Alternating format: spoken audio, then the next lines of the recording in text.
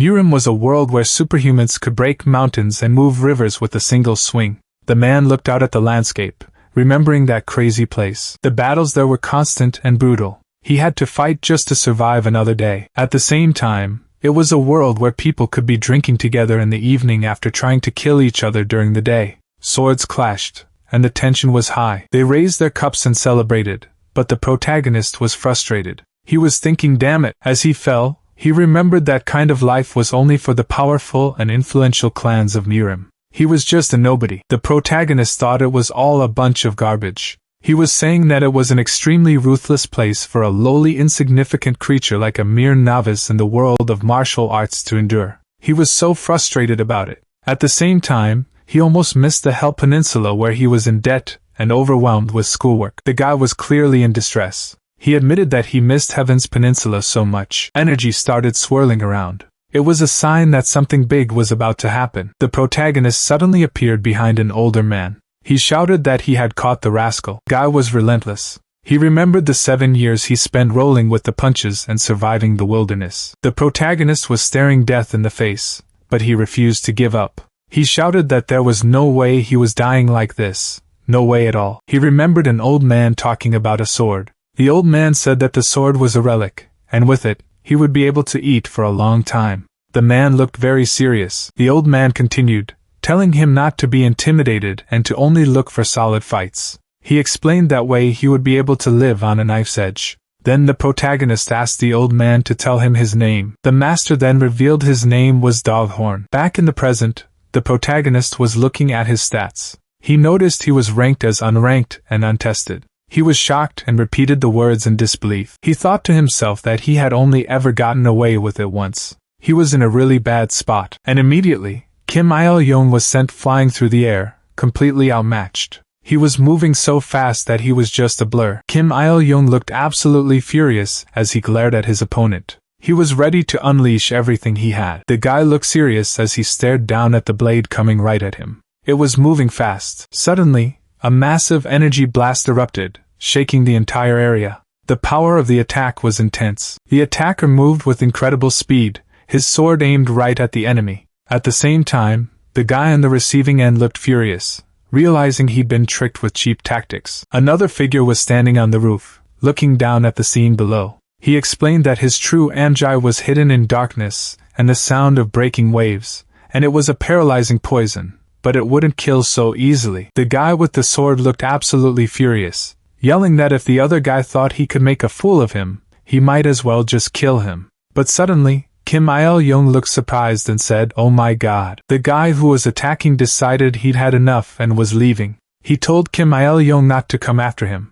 He was still angry, yelling that the heavens would punish him for this. At the bottom, the man looked up, furious. The man screamed as loud as the sky. After falling into the unfamiliar world of Murim, Kim Il-young recalled crying out to all sorts of gods, but it was all in vain. He remembered lying on the floor, completely defeated. Kim Il-young remembered falling into poverty in the Murim world. He thought that the only reason he had been able to survive until now was because he had pursued strength above all else. Mighty conquerors reigned supreme, he thought. Murim is a really rough place, he thought. In order to survive and become stronger, he had to endure countless filthy situations without any hesitation. And so, he had achieved the status of a top-ranked warrior. However, the sweetness of achievement is also fleeting, he realized. He had come so far, but it never felt like enough. His skills in martial arts had hit a complete dead end in front of the pinnacle barrier. He was stuck, and he didn't know how to break through. For the uninitiated,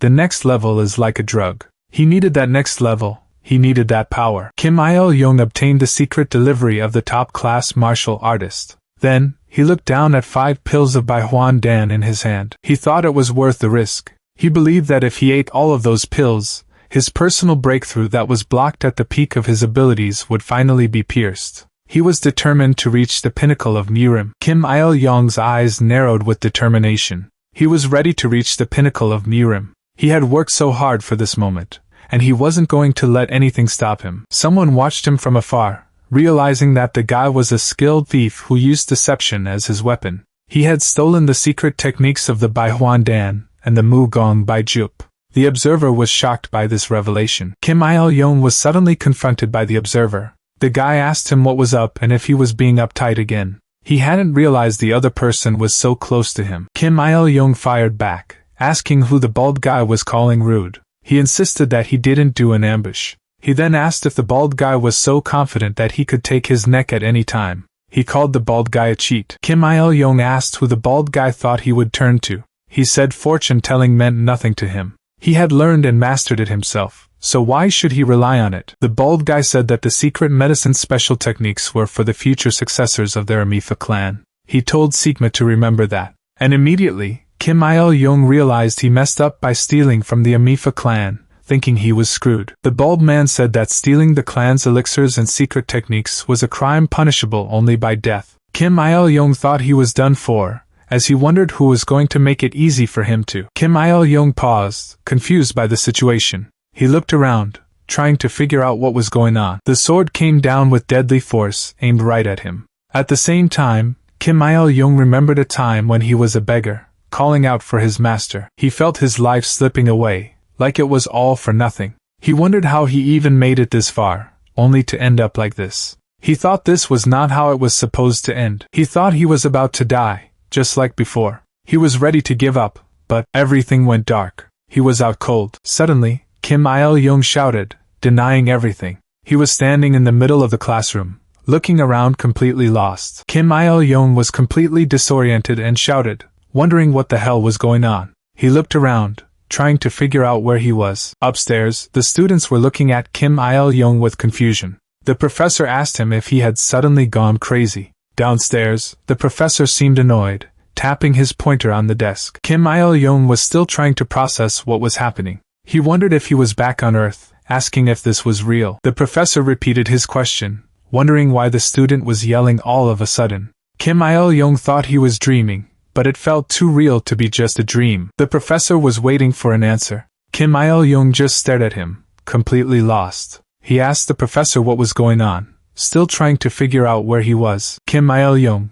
with tears streaming down his face, suddenly demanded that the professor hit him with the pointer. He seemed desperate for something to happen, his expression a mix of pain and anticipation. The professor looked at Kim Il-young like he was out of his mind, holding the pointer in his hand. He was clearly confused by the sudden outburst, and immediately, his expression changed to one of shock as he realized something. He mumbled, wondering what the hell this guy was, before realizing it could be another returnee. Kim Il-young tilted his head, completely lost. He was even more confused by the professor's reaction, wondering what he meant by returnee. He just replied yes.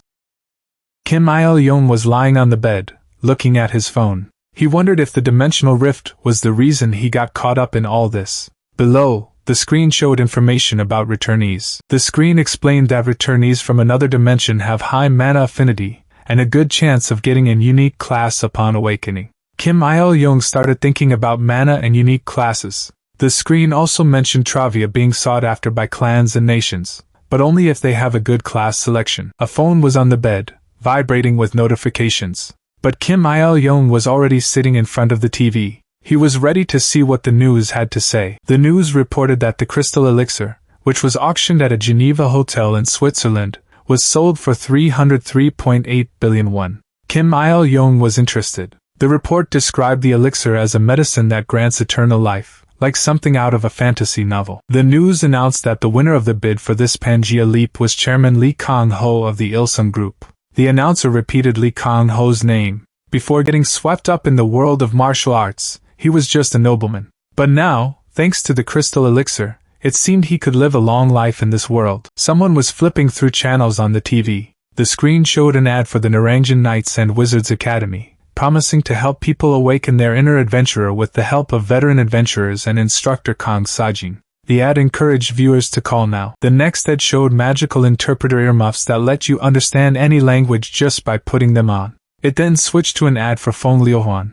who could make your bust fuller and increase your self-confidence. The ads were pretty wild. Kim Il-young laughed at the TV, but immediately he fell back onto the bed. So, Kim Il-young decided to get things straightened out. The screen showed a text box explaining that one day, a sudden and mysterious dimensional portal connected to the peaceful Earth. And through that connected passage, a god named Jaimishin from Pangea came to speak to humanity on Earth. It was all so sudden. So, Jaimishin Osiris greeted the otherworlders, which sent shockwaves around the world. The guy in the suit looked surprised by what he was hearing. In the middle of all the shock and confusion, Jaimishin Osiris proposed a partnership, an exchange to the Earthlings. Jaimishin Osiris's subordinates were those who drank from him in their dimension, Pangea. In other words, he told everyone that if they hunted a monster, he would let them have all the rights to it, and the loot from that monster. And the result, as you can see on TV right now, was adventurers. Some powerful monsters have mana stones in their bodies that contain energy for processing. The mana stones were synergized with the mana circuits that Jaimishin had taught them,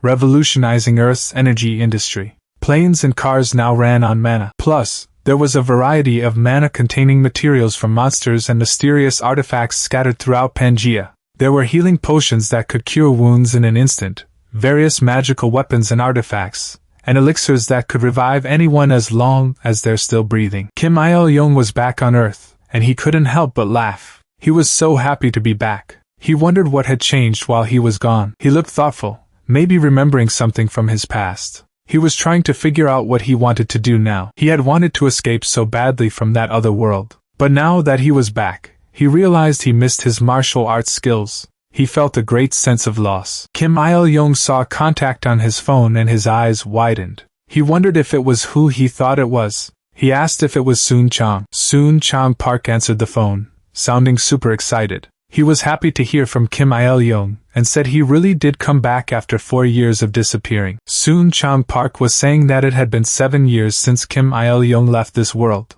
He thought the concept of time was weird. He explained that some people spend 10 years on the other side and come back in a year. He told him to be thankful that he made it back. And then he mentioned hearing that Kim Il-young told his professor to beat him up or something. Soon Chong Park asked if the rumor really got that far already. He said that news of a returnee spreads like the wind. He continued, saying that if a returnee awakens, they are the only class, right? He added that he was sure Kim Il-young's departmental chat room was going crazy right now. Kim Il-young asked when Soon Chong Park was going to do the awakening test. Soon Chong Park asked why he ended his sentences with a question mark. He told Kim Il-young that he should be an adventurer, too. He called it a life-changing lottery ticket, and asked if he would scratch it. Kim Il-young asked, "You too?" Then he asked Soon Chong Park if he was an adventurer too. Soon Chong Park replied that that's why he called right away. Soon Chong Park said that it was really weird, by the way. Kim Il-young asked what he meant. Soon Chong Park replied that their department alone had produced 2 of those rare returnees, including Kim Il-young. Kim Il-young then asked if Soon Chong Park made a lot of money as an adventurer. Soon Chong Park replied that he made a lot of money, more than he could imagine. The next day, the scene shows the Adventurers Association building. It was a beautiful day, and it was a good day to pass the exam, or so they said. It was like sad day, apparently. The guy walked with his hands in his pockets, looking confident. The crowd was going wild, cheering on adventurer of applied sciences Major Kim Jin-mo, telling him to challenge one of the major clans. Meanwhile, another guy was telling someone that his instructor said he had never seen a stone head like his before, and with that kind of hair, he was sure to get noticed by the gods. A woman told Jaya that the god of magic had a high level of pride, so she must always behave politely around him. Jaya replied that she had been working on everything for today, and that she was going to be a wizard just like the other woman. At the same time, a man was cheering himself on, saying he was the only one with no one else. Suddenly, someone yelled that there was a returnee. The crowd started pointing and whispering, confirming that it was indeed a returnee. The guy looked up, asking what the hell was going on. He was clearly confused by the commotion.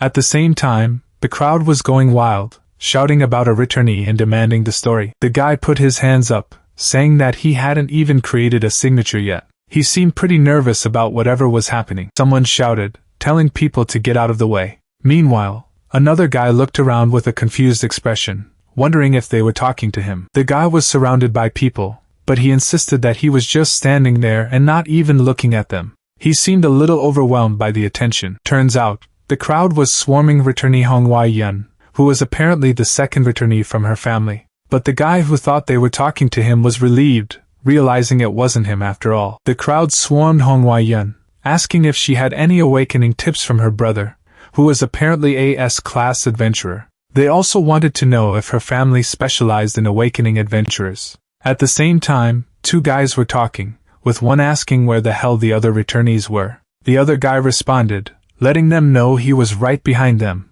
calling them jerks. The atmosphere in the team room was heavy. A guy was standing in the room, looking around. He seemed to be taking it all in. It was announced that the awakening tests for prospective adventurers were coming soon. The test was an adventurer awakening test conducted with a divine stone, and they wished everyone the best of luck with their exams. Below, a man walked towards a podium, ready to speak. The crowd was running, creating a lot of noise. It looked like something had happened. Below, a man looked surprised, muttering that was fast. A woman spoke up, announcing that they were going to get started with the awakening test. She looked determined and ready to begin. The cloth was lifted, revealing a pedestal that seemed to glow from within. Everyone watched with anticipation, wondering what was about to happen. The instructor told the next person to put a drop of battle marks on the glowing orb. He waited patiently, watching as the next person stepped up. A drop of battle marks fell onto the orb, causing it to glow even brighter. As a result, the man's face was bathed in red light, and he looked nervous. The man felt a jolt as the orb reacted to his battle marks, and immediately, he yelled out that God had spoken to him, overwhelmed by the experience. The instructor read the results, telling him he was in luck. Turns out, his name was Kong Baek Chio. He was level 1, and his class was Vanguard. The man was shocked, saying he couldn't believe it was all about levels and stats, like a game. The instructor congratulated Mr. Kong, telling him that his class was classified as a high-level Vanguard. And immediately, Kong Baek Chio started cheering, saying that his son had finally done it, and that he was set for life. At the same time, the Pangea guide explained that Vanguard was a fearsome class that leads from the front and crushes enemies. Meanwhile, the observers were already taking notes, saying that these rookies were worth keeping an eye on. They added that even though he might not have much hair, he was a talented young man. The representatives of the 5 major clans were starting to move, likely trying to recruit the new talent. But Kim Sang-ji was not having a good day. His status screen revealed that he was a level 1 porter, and he thought to himself that he was a low-class porter. Kim Sang-ji kneeled down, thinking that this couldn't be happening to him. As a result, the Pangea guide informed everyone that porter was the lowest class, practically a class that struggles with adventure activities, and that it was better to give up on Pangea and return to everyday life. Next up was Jaya, and the instructor told her that she was a novice adventurer and a wizard class. She added that although her class was intermediate, her mana was measured to be very high. And immediately, Jaya thanked her, saying that now she could be a wizard like her dad too. The man in the suit thought that mana was a natural gift, something you couldn't train like physical skills. He remembered that it was a good thing he had gotten some training in this area from that rascal, Soon Chang. The instructor called out for the next adventurer, MS, Honghwa Yun. Honghwa Yun had been called up to the front, ready to show off her skills. Honghwa Yun dripped some battle marks onto the new stone, muttering ash under her breath. The drop of battle marks landed on the stone with a soft thud. As the battle marks soaked into the stone, a message appeared, Pangea's God System. A strange energy pulsed from the stone, reaching out into the cosmos. The system returned, bringing with it a message, where a beautiful god is, beauty will also stay. Please keep order. The words seemed to echo through the very building. The first man yelled to get out of his way, saying that he had picked this one. He was ready to fight anyone who stood in his path. And immediately, a second man yelled back, telling him to get out of the way too. The first man asked what was going on, stating that he was done. He suggested that they make a deal. Below them, a cloaked figure demanded they get out of the way, wondering what that abomination was. The two men shook hands, agreeing that they gave up. They looked relieved to be done with whatever they were doing. The cloaked figure declared that the child was theirs.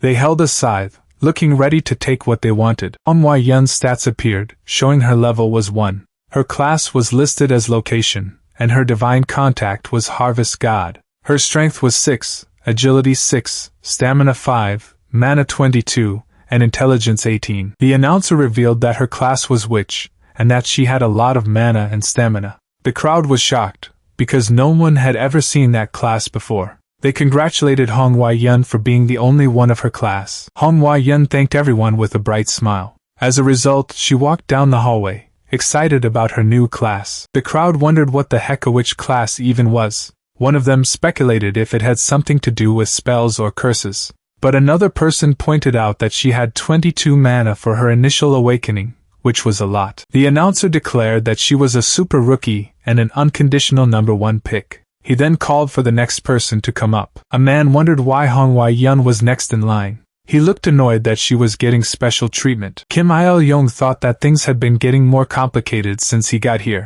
He wondered if he was really cut out to be an adventurer. As he was thinking, the people in front of him confirmed that he was Kim Il-young, a prospective adventurer, and they wanted him to answer. Kim Il-young heard someone say that he was back again.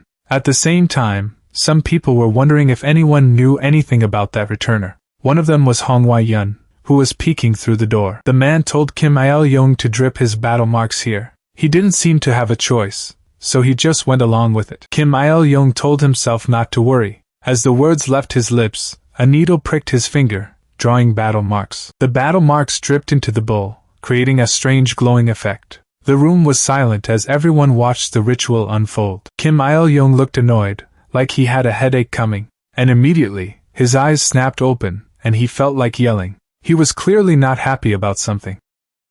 Someone asked if he was back again, and what he was up to today. The crowd wondered out loud who would be a romantic in a martial arts world. They seemed to be joking about it. Someone asked where the hell that place was and if anybody even knew. They seemed genuinely confused. Someone else asked if anyone had heard of a contract holder on Earth, mentioning the world of martial arts and chivalry. At the same time, the figure in the dark landscape seemed to be waiting for something. The woman casually drank her wine and said that if he was a returnee, he had a lot of potential. She added that he had missed someone earlier. The crowd went wild, each person wanting Kim Il-young for themselves. They were shouting at each other, saying that he was theirs and telling the others to get lost. They were ready to fight over him. The girl looked shocked, asking what the others had just said about nothing and narrow. She seemed confused by their words and wondered what was going on. The girl, annoyed, called them rude and told them to move. She was pushing her way through the crowd, saying that at last they meet. The girl stated that she needed a suitable contractor who could work with her.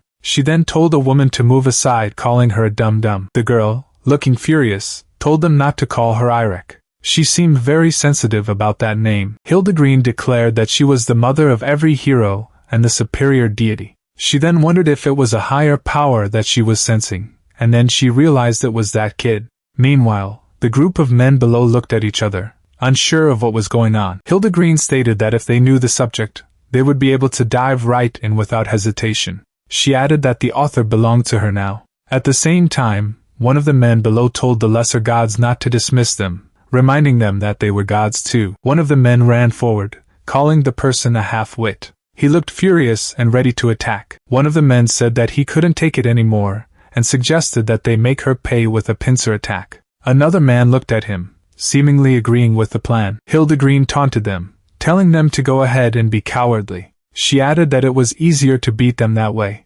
Below, the group of men were running towards her, ready to attack. Hildegreen didn't waste any time and attacked. The man looked completely caught off guard by the sudden attack, his eyes wide with fear. Kim Il-young felt like his head was spinning. He muttered, asking where he was. Hildegreen looked down at him and cheerfully asked if he had finally opened his eyes. She was grinning like she was really happy to see him. Kim Il-young was still trying to get his bearings, wondering where he was. He wondered if he was experiencing the legendary power he had only heard stories about. Hildegreen explained that they were somewhere among countless dimensions. She added that it was the anniversary of the founding of the Heavenly Land and that this place was only allowed for today. She then asked him who he was, before quickly clarifying that she was asking about herself. Hildegreen declared that she was the mother of all heroes and a living legend. She was Hildegreen. She seemed to be thinking about something, wondering if the god of heroes was auspicious or inauspicious. Hildegreen asked the child of Earth, meaning Kim Il-young, what his name and dream were. She seemed curious. Kim Il-young wondered why she would ask that in the first place, confirming that she was talking to him. Kim Il-young knew that lies didn't work with gods of contracts. He'd rather go out with a bang. He stated that his name was Kim Il-young, and his dream was to live off his own skills in this life. Hildegreen was confused and asked what he meant by living off of life. Kim Il-young explained that he wanted to become a landlord who collected rent from adventurers every month. He was thrilled at the prospect. Hildegreen looked at him, wondering if those who were chosen by this heroic god were just going to let life walk all over them like that. Hildegreen explained that there was a catch to all of this. She said that he had to be from the world of nothingness and consultation. Kim Il-young replied to Ms. Hildegreen that there was martial arts where he was from, but there were no chivalrous individuals. He also admitted that he wasn't particularly skilled in martial arts either, just a lowly swordsman who scraped by during the day. But at night, he was a formidable warrior. At the top, Hildegreen was surprised that he was a lowly swordsman, defining it as a mercenary. She thought that was a good thing because mercenary kings could be heroes too. But then she asked what an amphiphasic group was. Kim Il-young was standing in front of her. At the bottom, Kim Il-young was standing in front of her, and Hildegreen was wondering what an amphiphasic group was. Kim Il-young explained that it refers to a person who tries to redistribute wealth by sneaking into other people's homes and stealing their riches and treasures beyond their walls. Hildegreen was shocked, realizing that it was just a fancy word for thief. She wondered if thief was the right word for him. Kim Il-young confirmed that was right,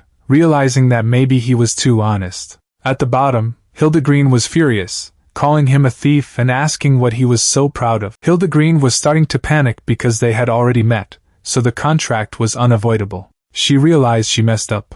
Because of that, she declared that she would tear him apart and fix his way of thinking to make him a hero. Kim Il-young was confused, asking what that nonsense was supposed to mean. He pointed out that being a hero wouldn't help him get through life at all. He looked annoyed by the whole situation. Kim Il-young asked if hero was just another word for sucker. He couldn't help it, so he declared that he would become a contractor in secret. He was floating away from Hildegreen. Kim Il-young refused, saying that he needed a god of martial arts or a sword saint, not just a simple body transformation god. Hildegreen was completely shocked by his arrogance. Hildegreen called him a stupid, arrogant earthling, telling him to go home. She punched him hard, sending him flying away. Kim Il-young was sent flying by the punch, and he couldn't understand why he had fallen. He wondered if he had even been hit at all. He looked around, confused. Immediately after, he was holding his neck, asking what kind of violent god would do that. Hildegreen declared that prospective adventurer Kim Il-young's awakening was complete.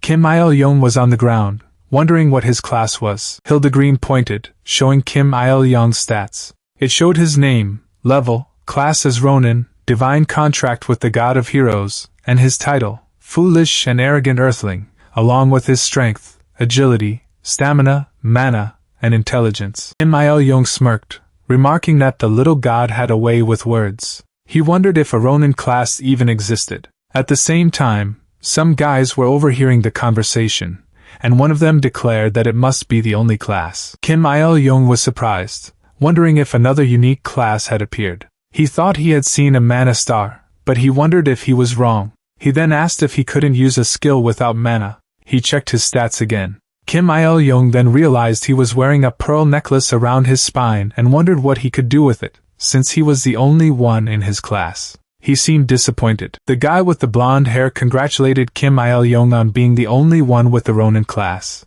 But then he added that his mana was terrible. Kim Il-young just replied with yeah? They say that a returnee is like a lottery ticket that hasn't been scratched. At the same time, a woman with red hair was listening in the hallway. Kim Il-young complained that he got a winning class, but the mana was terrible. The red-haired woman looked around, seemingly surprised, and then she leaned in closer to listen, curious about what was being said. Kim Il-young wondered what was going on, and if it was a mistake. He thought he should at least look at the status window. He was hoping for just a single active skill. The screen showed an active skills and then one that was active. Kim Il-young begged for it to be good, but then he realized that this was terrible. The status window showed that his internal work was at 10, which was really bad. Kim Il-young was confused, wondering what was going on with his internal work. He couldn't believe it. Then, suddenly, he could faintly feel something returning to him. He was sure of it. Kim Il-young realized that this was why his mana was at 0. He thought it was great, sarcastically. He immediately opened the skills window to see what was going on. Kim Il-young looked at the screen and was completely shocked. He couldn't believe what he was seeing. Kim Il-young was pumped. He saw all the martial artists he had been searching for in the Zhongyuan mainland right here. He could not believe it. He saw martial artists from the 3 kingdoms all the way to the top of the world. He was grinning from ear to ear. It was like opening the gates to the imperial treasury. The light from the gate was blinding. Kim Il-young was standing in the middle of a bright light. He seemed to be getting pumped up by whatever was happening. He had been smiling, but suddenly his face dropped. Kim Il-young asked what the hell was going on because this sucked. Kim Il-young realized he wouldn't be kicked out anymore for begging for martial arts lessons from martial artists. He knew more about the weaknesses of those martial artists than anyone else. He realized that his 7 years weren't in vain after all. Kim Il-young was smirking, ready for another round. He thought this delicious meal would be great. Kim Il-young was still sitting in the Awakener's waiting room, glowing with a blue aura. The other people nearby were whispering about him, wondering what the hell was going on with that guy. Kim Il-young was sitting there thinking to himself, noting how slow the 3 judgment method proficiency was increasing. He was a little annoyed by this, but he didn't let it get to him. Kim Il-young knew it wasn't 0, but it was still slow and steady. He realized that he needed a higher level inner core method, and he wondered if leveling up was the answer. He was determined to acquire all the martial arts he had only dreamed of. Yoon-lee addressed the prospective adventurers, acknowledging that the test was tough. He mentioned that the Ticheong clan had prepared a cheering drink for them. He then asked if they had any plans for the future. Hwa-yun explained that their clan was offering an unbeatable deal. Someone in the background was thinking that they were jealous of her because the snobby Big 5 clans were begging her to join. They also noticed Jia around Hwa-yun. It seemed like everyone was interested in signing Hwa-yun, calling her the princess of the group and a wannabe S-rank adventurer. They heard that she had the only class with perks that leveled up, and they envied her. Meanwhile, the crowd was getting a weird vibe, wondering what was going on. The crowd was clearly trying to figure out what was happening. But one guy thought that the situation was ice cold, because even the Gunso clan officials were out of business. The guy's face showed that he was not happy with the situation. He was clearly annoyed that the Gunso clan officials were out of business. Suddenly, they heard a voice telling everyone to pay attention and that break time was over. All prospective adventurers were being asked to report to the clearing. It was time for adventurer aptitude training to begin. They were told that only after rigorous training and education could they move on to Pangea. Yoon-lee explained that the aptitude test was also a time for clan leaders to reaffirm the potential of prospective adventurers. He greeted everyone, introducing himself as Yoon-lee of the Adventurers Association, their instructor for this aptitude training. The instructor addressed the group, saying that there was an enlisted adventurer among them. He added that he could smell the sunshine from there. The instructor continued, stating that no reporters were allowed on the training ground. From that point on, it was just them adventurers. The instructor told everyone to put on the adventurer bracelets they had been given. He explained that the bracelet was proof that they were adventurers. It allowed them to translate the Pangean language and look up each other's adventurer information. He warned that adventurers without it were likely to be outsiders or killers from other countries. The instructor warned them to watch out for those people in empty dungeons and hunting grounds unless they wanted to be reported missing. He clarified that outsiders and killers weren't monsters, they were human hunters. He added that the bracelet was embedded with a passivized divine stone, so they could talk to the Covenant gods if they were lucky enough. Meanwhile, Hwa-yun spoke, asking if someone could hear her and thanking them for their help, promising to do their best. At the same time, the instructor wondered if he had heard that little god. Someone was getting angry about something being empty. At the same time, the instructor told them to get started with the aptitude training. He explained that the prospective adventurers had to find the right weapon from the ones in front of them. The instructor continued,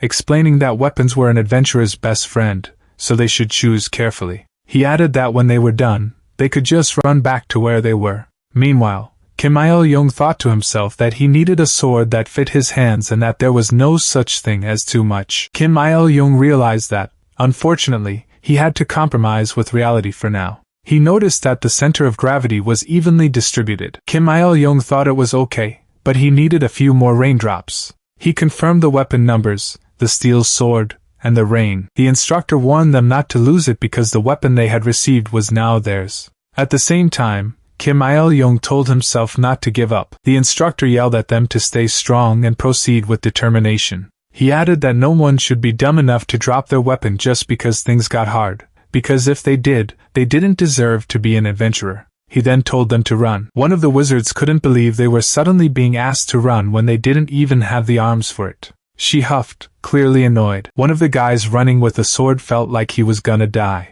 He was clearly struggling to keep up. The instructor kept yelling that this was the training that all the amazing S-class adventurers had gone through. He told them to run, saying every drop of sweat was for building their future. He then mentioned building owner Kazuha, a S-class adventurer, and told them to just wait. Everyone's morale was charged. Kim Il-young thought to himself that he was the one who started out as a beggar and ended up as a first-class citizen. A foot stomped down, declaring that he could never lose. Kim Il-young screamed, frustrated that it was so hard to make a living. He was clearly at his wit's end. Suddenly, a notification popped up, saying that a request had been generated. Kim Il-young looked at the screen, confused. He wondered if something like that even existed. The notification showed the request name, Road to Becoming a Hero. It also said the difficulty was the lowest possible. The screen then listed the request details. It said a hero who was gasping for breath was not attractive, so they had to train their stamina. As a result, Kim Il-young was thinking that the reward was way too small for something at the lowest difficulty. The request's name was displayed again, Road to Becoming a Hero. Kim Il-young wondered what was more, a hero. Kim Il-young looked at the screen and said, "Wow." He seemed genuinely surprised by what he was seeing. Kim Il-young thought to himself that this nobleman was still dreaming the wrong dream. He was clearly frustrated by the whole situation. Kim Il-young looked at the training request with a serious expression. He was thinking about what he should do next. The screen showed the details: running, push-ups, and sit-ups. Kim Il-young was thinking, "Oh God, why did you give me such a trial?" He figured gathering experience points little by little was better than doing nothing, right? The screen showed he needed to do 150 reps to get a muscle strength stat of 1. Kim Il-young realized stats were really important. The details of the request were still on the screen. Kim Il-young was getting annoyed and asked himself if he really had to do this. Kim Il-young was clearly not happy about this training. He was annoyed and decided to ask what the real intention was behind it all. Kim Il-young looked totally confused and asked Ms. Hildegreen what this was all about. He looked like he had no idea what was happening. The bracelet glowed as Kim Il-young thought to himself that this goddess was really persistent. He wondered if this was just her style as a brat. The screen showed the title of the request, The Second Path to Becoming a Hero. It also showed his achievements, like running 6,800 out of 7,000 meters and doing 290 out of 300 push-ups. He was so close to finishing. Kim Il-young kept running, but he felt like he was about to die. He was pushing himself to the limit. Even after finishing the sprinting exercise, Kim Il-young kept training. He didn't even know how to rest after completing the first request, so he just kept running. Kim Il-young felt like his body was completely numb. He couldn't even scream to stop himself. He was so tired. He felt like he was about to die right there. But the young master kept running and running, pushing through the pain. He finally completed the 7,000 meters. Kim Il-young kept running, gasping for air. He was pushing himself way too hard. It turns out that in martial arts, there's a big secret about passing on skills. People don't just share them. But here, martial arts were spread like a buffet under the name of skills. The protagonist realized this was an incredible chance to break free from being weak. The young master slammed his hands on the ground, pushing himself up with a grunt. He asked himself how he could rest with that in mind, clearly frustrated with his limits. He remembered the instructor's words echoing in his head. He had said that training never betrays you, and the more you sweat, the stronger you become. Kim Il-young kept pushing himself, doing push-ups. He counted out loud, 1, 2, 3. His body was shaking, but he refused to stop. And with each push-up, more sweat poured off him, hitting the ground. Every single drop, he knew, was building his future. Kim Il-young gritted his teeth, pushing through the pain. He forced out another rep, yelling 4, as he struggled to complete it. Someone noticed Il-young working so hard. He wondered why that person was acting like that. The others started talking about him, laughing at how he had to rely on his body because he didn't have any mana. They thought it was stupid, wondering how he could become an adventurer without skills. Kim Il-young ignored the haters and kept doing his push-ups. He was determined to get stronger his way. He gritted his teeth, sweat dripping from his face. He didn't care if they laughed. He was gonna go his own way. He pushed himself to 10. At the same time, someone explained that it was just a training period and they couldn't fight monsters yet. Because of that, all the aspiring adventurers were stuck at level 1. Kim Il-young completed the second request on the path to becoming a hero. He got 150 experience points and a stamina boost. He had leveled up to level 4, and he was still pushing himself to the limit. He was done, and he thanked Ms. Hildegreen. He was really grateful for the help. Kim Il-young raised his arms in victory, clearly proud of himself for pushing through. He was feeling the rush of the level up. Someone told him that he was doing great, but then told him to be quiet. He looked around, confused about who was talking to him. Kim Il-young turned to Ms. Hildegreen, asking if she could hear him. He even called her a little god, wondering if she would answer. Kim Il-young looked at the bracelet on his wrist. He thought to himself that the goddess had been around for a long time. He then looked around at the ceiling. He wondered where all the taxes went, and what was up with the unsettling menu. The cafeteria was packed with people. Someone in the crowd commented that the 3 food police officers were there. A man was eating, but he complained that he was so hungry that he felt like he could chew and swallow iron bars. He looked absolutely famished. A group of people sat around a table. One of them said that he was restless to make friends with the famous prospective adventurer. Someone said that it was already too late for that guy over there. He suggested they should go to Dako Dai. Kim Il-young was getting ready for a good meal. He looked forward to eating well. The man's expression was unreadable. It was hard to know what he was thinking. Someone had sent a message asking why they hadn't heard anything after the awakening test. The sender said they had forgotten and apologized. At the same time, someone else was annoyed that the person had forgotten to report to the teacher. The guy was looking at his phone, but he remembered something else. He recalled that someone had promised to help him cram for his studies, but he doubted it. Someone was talking about the unique class being here. At the same time, someone else was texting, saying that they were surviving on kimchi and ramen every day. They clearly needed the adventurer's help. The person texted that they desperately needed the adventurer's help.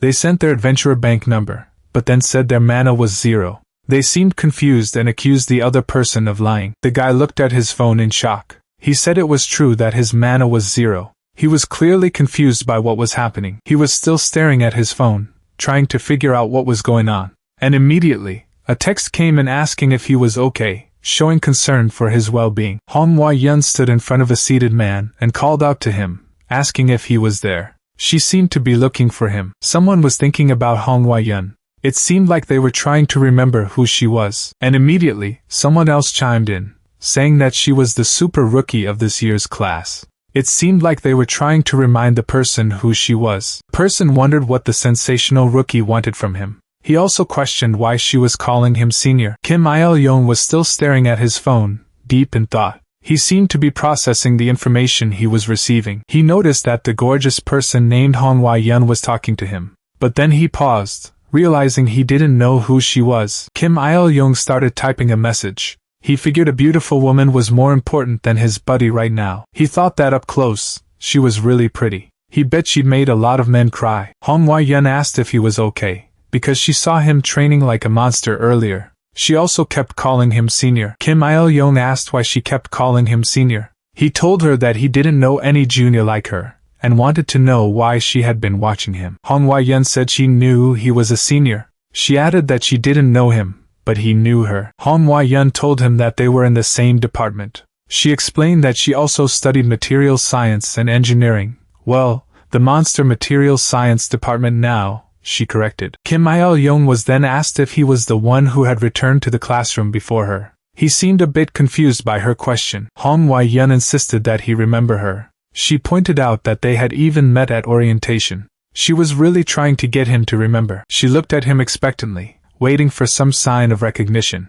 The young lady really seemed to want him to remember her. She couldn't believe he didn't remember. She asked again, just to be sure, if he really didn't remember her. Kim Il-young remembered his past. If it was something from his college days, it was from 7 years ago for him. Even that memory was clouded by his intense martial arts training. He was straining to remember anything from that time. Kim Il-young admitted that he really didn't remember her at all. He was clearly confused and asked how she even knew who he was. He was trying to piece together what was happening. Manhwa smiled, revealing that he wasn't the only one who had returned. She explained that he was a returnee too, a senior, as she called him. She seemed amused by his confusion. Manhwa continued, explaining that the department group chat had been very noisy because of him. She said that there was no way she couldn't know who he was. She seemed to think it was obvious. Turns out, it wasn't a surprise, considering 2 reincarnated students came from the same department. It was quite the coincidence, really.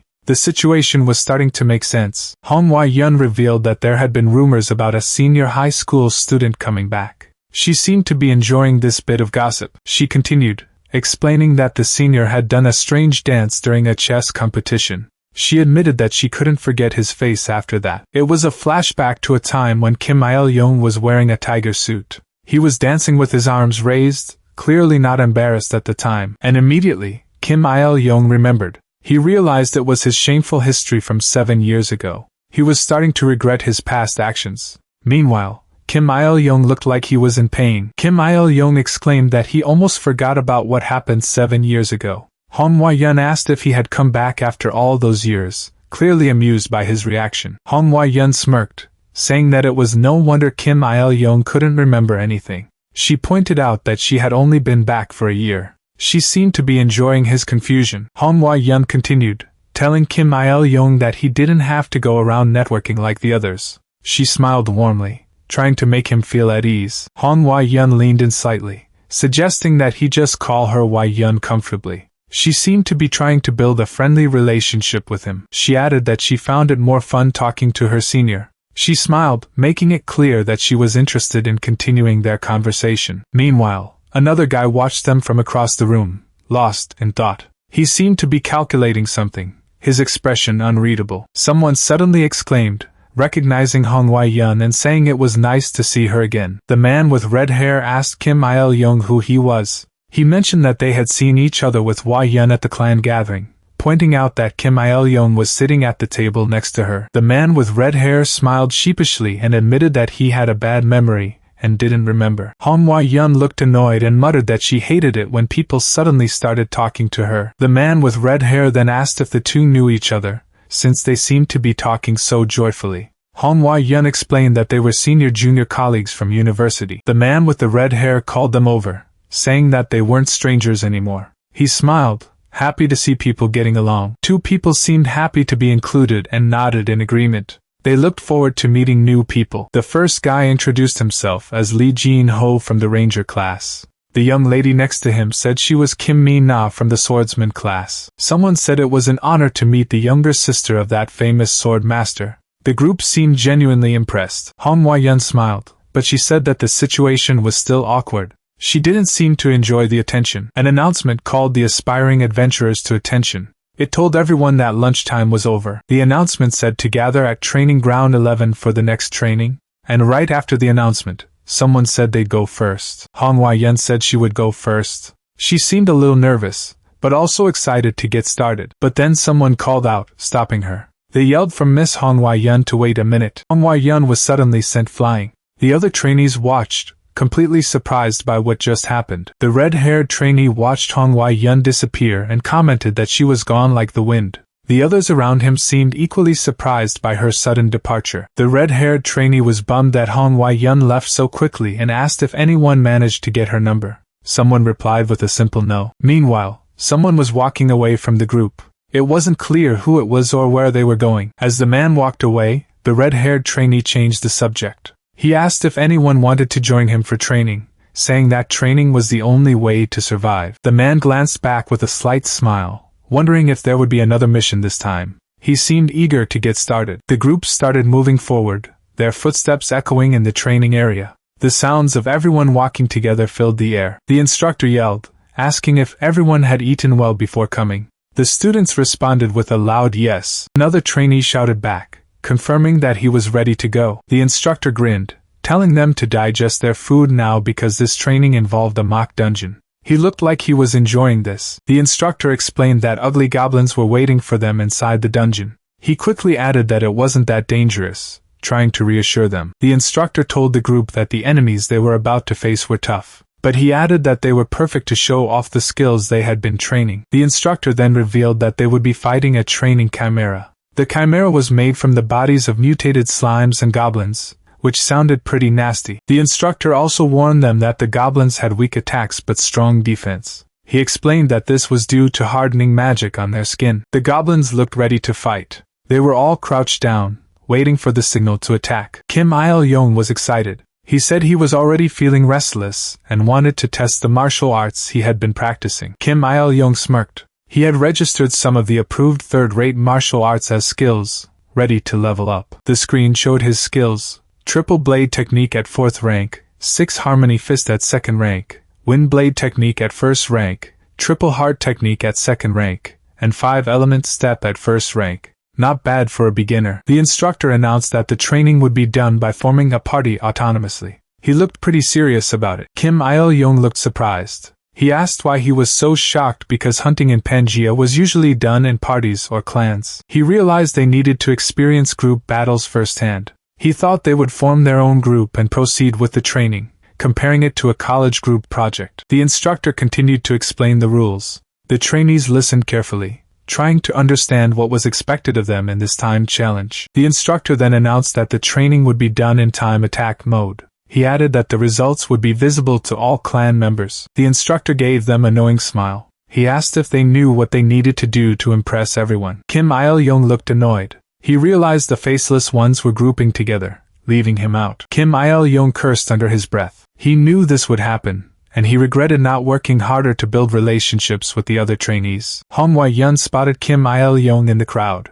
She thought to herself that she had found the right person. Hwa-yun walked up to Kim Il-young and asked him if he wanted to team up with her. Kim Il-young looked surprised by the sudden invitation. Hwa-yun looked annoyed that Kim Il-young wasn't speaking properly. She told him not to skip words like that. Kim Il-young tried to recover smoothly, asking if they could have a party together. He was trying his best to sound like he knew what he was doing. Hwa-yun smiled, noticing his discomfort. She teased him, saying that he must hate this, and that his face was burning up. Hwa-yun seemed a little offended, asking if he disliked her that much that he would reject her with just one look. Kim Il-young denied it immediately, saying that wasn't the reason at all. He looked a little nervous, trying to explain himself. Hwa-yun then asked if he would do it, looking at him with an expectant expression. She was waiting for his answer. Hwa-yun looked like she was thinking hard, but then Kim Il-young spoke up, declaring confidently that there was nothing he couldn't do. He was trying to sound cool. Hwa-yun smiled, saying alright, let's do it together. Kim Il-young then asked if he should gather people for the party, ready to get started. Kim Il-young thought to himself that with Hwa-yun on his side, recruiting people was easy. He shouted out, asking who wanted to party with him, and a bunch of people raised their hands immediately. Hwa-yun smiled, telling everyone not to fight. She seemed to be trying to ease the tension in the group. Someone in the crowd shouted to everyone, telling them to do their best. They sounded really enthusiastic. Another man raised his fist, declaring to Kang Baek-cheol that he would repay his kindness with his best efforts. He looked really determined. Kim Oh-yun then spoke up, introducing himself and mentioning that he was an assassin class. He seemed eager to get started. The group started discussing their positions for efficient hunting. But Kim Oh-yun thought to himself that it was all kind of ridiculous. Kang Baek-cheol would take the lead, while Lee Jin-ho and Kim Min-na would bring up the rear. Kim Oh-yun and someone else would take the center. At the same time, Hwa-yun stared intently,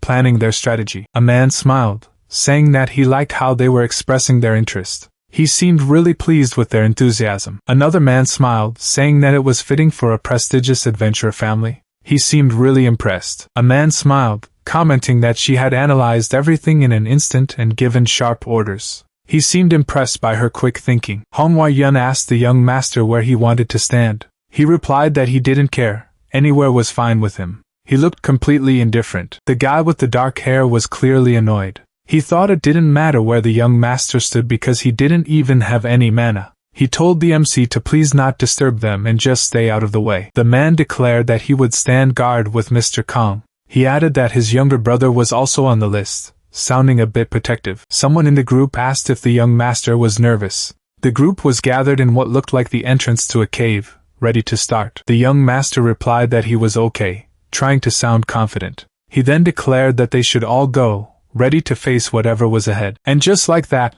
a portal opened before them, swirling with energy. It was time to begin their adventure. The group moved forward into the dungeon, ready for whatever was ahead. Kim Il-young took the lead, holding his sword and shield, with the others following close behind. Kim Il-young turned back and declared that they would do their best and become the shield of the party. But to himself, he thought that this was so annoying. Water dripped from the ceiling, echoing through the dungeon. The silence was heavy, creating a tense atmosphere. Suddenly, Kim Il-young stopped the group. He announced that he sensed something ahead, looking concerned. Kim Il-young, preparing for a fight, asked how many enemies were out there. He looked serious, ready to protect his group. Kim Il-young was trying to figure out how many enemies were coming. He muttered to himself, wondering if there were 2, 4, or even more than 6. He focused his energy, his eyes glowing with a fierce light. He was ready for whatever was about to come. The air crackled with anticipation. Kim Il-young, seeing the enemies approach, shouted a warning. He yelled that they were coming. One of the other trainees looked absolutely terrified.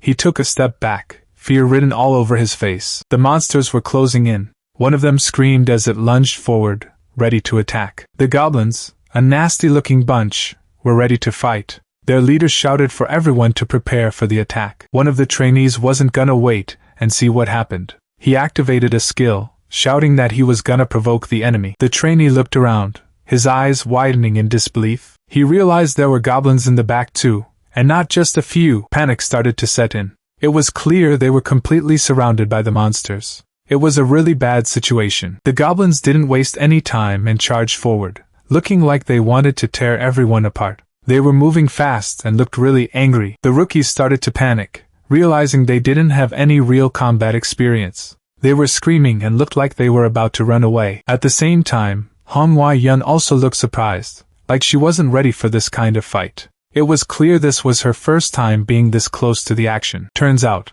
Manhwa was also taken aback because this was her first time in close combat. She was clearly not expecting it to be this intense. Meanwhile, one of the goblins was attacking with a crazy look in its eyes. It looked like it was about to hit someone. The others thought the association guys should hold back a little. The trainees were wondering if the instructor was trying to push them too hard. Turns out, the goblins were protected by some kind of magic, and their attacks weren't doing anything. The goblins were relentless, and one of the guys was getting attacked up close. At the same time, Manhwa was trying to blast the goblins with her magic, hoping to break through their defenses. The goblin was still attacking the man, and he looked like he was in serious trouble. He was screaming, trying to fight back, but the goblin was too strong. The goblins kept attacking, and the trainees were getting pushed back. It was clear that their skills weren't working well against the goblins. Manhwa looked really stressed out, like she couldn't handle the pressure. She was frustrated that she couldn't even use her abilities properly because she was so tense. Kim Il-young was starting to worry. He realized that at this rate, they were gonna get wiped out. Suddenly, a system message popped up, Mission Alert. The mission name was Proof of a Hero, and the details said, Crisis is the stage for heroes. Let's harvest the skulls of all the goblins. Alright, our hero grinned, finally getting a mission he could sink his teeth into. It was time to get to work. Our hero was pumped. He thought to himself that he had been waiting for this. He knew this was his specialty, martial arts and fighting dogs. He had absolute confidence in his skills. Kim Il-young could feel it. He could feel the flow of his inner energy coursing through him. His muscles were reacting quickly, ready for anything that came his way. He realized his strength was being concentrated, building up for something big. Kim Il-young swung his sword, a purple energy trail following the blade. He was moving with incredible speed, ready to cut down whatever was in his path. The sword cut through the air, the purple energy intensifying with each swing. The power behind it was undeniable. At the same time, the goblin screamed, clearly terrified. Kim Il-young realized there was no time to activate his skill. Meanwhile, he thought that in martial arts, everything should be instinctive. His eyes narrowed, focusing all his energy. He reassured himself that his body remembered what to do. The young master took a step forward with his left foot, beginning the form of the three-sword technique. Kim Il-young lowered his head, focusing his energy. The purple aura around him intensified, ready to explode. He slashed his sword, cutting through the goblin with ease. The goblin could only make a weird noise as it was cut down. Kim Il-young shouted that he could do all of this without any skills. He was feeling pretty confident. Manhwa looked completely shocked. She wondered how he could do that without any skills. Kim Il-young stood tall, surrounded by the goblins he had just defeated. Manhwa could only watch in disbelief. Kim Il-young didn't waste any time. He moved with blinding speed and slashed at the goblin. The goblin screamed, knowing it was about to be cut down. The goblin screamed as Kim Il-young's blade came down on him. He could only shout as the blade approached. The sword cut through the goblin's flesh with ease. It didn't even have time to scream before it was cut down. Kim Il-young looked back with a smile, clearly enjoying himself. He was ready for the next fight. He thought about the feeling he got when he defeated an enemy. It was a familiar sensation. He remembered the feeling of cutting through flesh. It was something he had done many times. The sword sliced through the goblin, and he could feel the resistance as it cut through bone. It was an oddly satisfying feeling. Manhwa watched the fight, her eyes wide with surprise. She couldn't believe how easily he was taking down the goblins. The goblin's head went flying, landing on the ground with a thud. The attack was brutal and efficient. The feeling of the blade cutting through flesh and bone was familiar to him. It felt almost intimate. A wide smile spread across Kim Il-young's face. He wondered if he had truly returned as a martial artist. One of the trainees looked at Manhwa, asking what that had been just now. The woman's eyes were wide with disbelief at the power she had just witnessed. Manhwa was stunned. She couldn't believe that someone could cut down a hardened goblin so easily. She had never seen anything like it. Our hero didn't stop to celebrate. He kept moving forward, his sword ready for the next attack. He was completely focused on the mission. Remaining goblins were terrified. They screamed the name Ki-Yake as they saw him coming closer, clearly recognizing the threat. Someone shouted, asking where he was running away to. They added that even if he was going to leave, he couldn't just run off like that. Kim Il-young screamed as he fought. He looked absolutely furious, ready to tear through anything in his path. The goblins got hit with a powerful strike. The force of the blow was enough to cut them down instantly. The young master advanced, remembering what his older brother had told him. He needed to stay calm, no matter what. Manhwa watched with wide eyes. She was clearly shocked by the scene unfolding before her. But as soon as they faced the goblins, everything went completely crazy. The situation was spiraling out of control fast. The guy was completely stunned, realizing that the young master had sliced the petrified goblin into 3 pieces. He couldn't believe that someone with no mana at level 1 could pull off something like that. Meanwhile, another man was looking with a grin, wondering where the senior was. The guy was smiling, wondering how the hero could be so calm like that. He seemed to be enjoying the show. He was still trying to figure out how the young master could be so calm. Kim Il-young was still fighting goblins, moving with incredible speed. He was enjoying himself. The man was completely confused, wondering what the heck was going on. He couldn't understand what he was seeing. Someone was talking about Kim Il-young, asking if he wasn't a loser and if this was the only class like that. It sounded like they were trying to figure something out. The guys watching the fight looked completely stunned. They just couldn't believe what they were seeing. Their faces showed pure disbelief. Someone shouted that this was so unfair. They seemed really upset about something. The person speaking commented that there was no showmanship or pretense in the trajectory of the sword, comparing it to a machine. It was like they were analyzing the young master's fighting style. They continued, saying that he just takes the enemy's life. They seemed to be impressed by his efficiency. The sword moved with incredible speed, a blur of steel. Because of that, it was clear that he fought with the most efficient movements. The goblin didn't even have time to react before the blade cut through it. The young master had been fighting like this for 7 years. The young master grinned as he cut down another goblin. He was enjoying this way too much. Someone watching the fight was completely shocked by what they were seeing. They couldn't help but wonder what the heck he had gone through to become so skilled. The protagonist shouted as he continued his assault on the goblins. He was in his element, completely focused on the fight. The goblin screamed as the sword came down on it. It didn't understand how it was being overwhelmed so easily. At that moment, someone recognized the style. It was the most efficient practical swordsmanship. The girl's eyes widened as she watched the fight. She thought it was just like her brother. She admitted that she wasn't as skilled as her older brother, who was a sword master. He was on a completely different level. The young master continued to cut down the goblins with ease. The red-haired girl could only watch in amazement at his overwhelming power. The young master felt a surge of confidence. He realized that his speed was still top-notch, even when it came to swordsmanship. Meanwhile, the red-haired girl was deep in thought. She was remembering that the senior had only awakened as an adventurer a few days ago. The protagonist kept his focus, ignoring the girl's thoughts. He knew he had to keep moving if he wanted to level up. She couldn't help but wonder what was going on.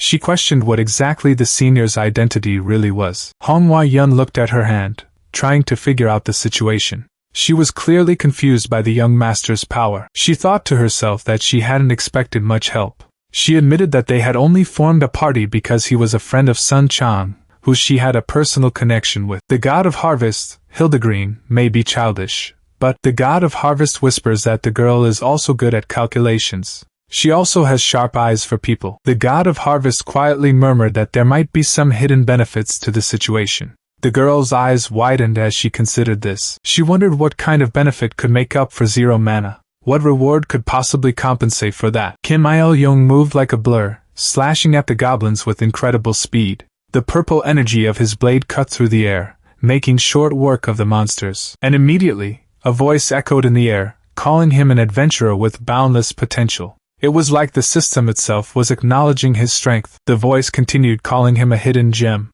It was clear that someone, or something, was watching him very closely. Then the voice declared that the first one to pick him up would become the owner. It was a strange way to describe a person, but it seemed to fit the situation. Manhwa smiled to herself, thinking that her brother always complained he didn't have clan members good enough to use. She seemed to have an idea. Manhwa was getting excited, thinking she might have found the perfect person for their clan. She thought to herself that she might have found someone. She continued, believing that if they succeeded in recruiting him, their clan would be a total success. The only problem was figuring out how to persuade their senior members. The system seemed to be reacting to his performance, and the text implied that if the god of harvest wanted him that badly, Manhwa would even use her own body to persuade him with a smile. She was clearly very motivated, but someone immediately shot down her idea, saying, what was she even talking about? No matter how much they wanted to recruit him, it wasn't going to be that easy. The god of harvest was laughing heartily. Apparently, the joke landed way better than expected, and the reaction seemed suspiciously good. Manhwa was blushing a little, saying, oh my, really? She seemed to be taking the joke a bit too seriously. Outside the association's viewing room, everything was quiet. The room was empty and waiting for something to happen. At the same time, some people were talking about the returnees. One of them asked if they could expect a new record this time, but the other guy immediately shut him down. The guy stated that there wouldn't be any new records because they had set the training difficulty level too high. They were clearly not expecting much from this group. The text clearly states who's in charge: Director Kim Mi-young. The man asked what the difficulty level was and why it was suddenly changed. He looked a little worried. The text says that Pangea is a bit complicated these days. The man explained that because of his own inner conflicts, and the presence of outsiders, he had to train even harder this term. He seemed determined to raise the bar. The text declared that if you're an adventurer, you have to overcome all challenges with perseverance. It was a pretty standard motivational speech. The woman repeated the word perseverance to herself, clearly thinking about the weight of that statement. She seemed to be considering the implications of what was just said. The man turned to Mr. John, confidently saying that Manhwa's party would definitely be the fastest. He added that even Manager Kim wouldn't dare to bet against them. Man went on, explaining that the person in question had received great teachings from their older brother. He also mentioned that their lineage was excellent. But another man questioned that statement, pointing out that the lineage hadn't actually been proven yet. He seemed skeptical about the claims. Someone else chimed in, arguing that it had been proven in Pangea. He explained that children born to magicians often showed talent in magic themselves. Someone commented that these days, there were many cases where adventurers were connected because of stories like this. It seemed like they were discussing how people find common ground in this new world. The woman looked at the man beside her,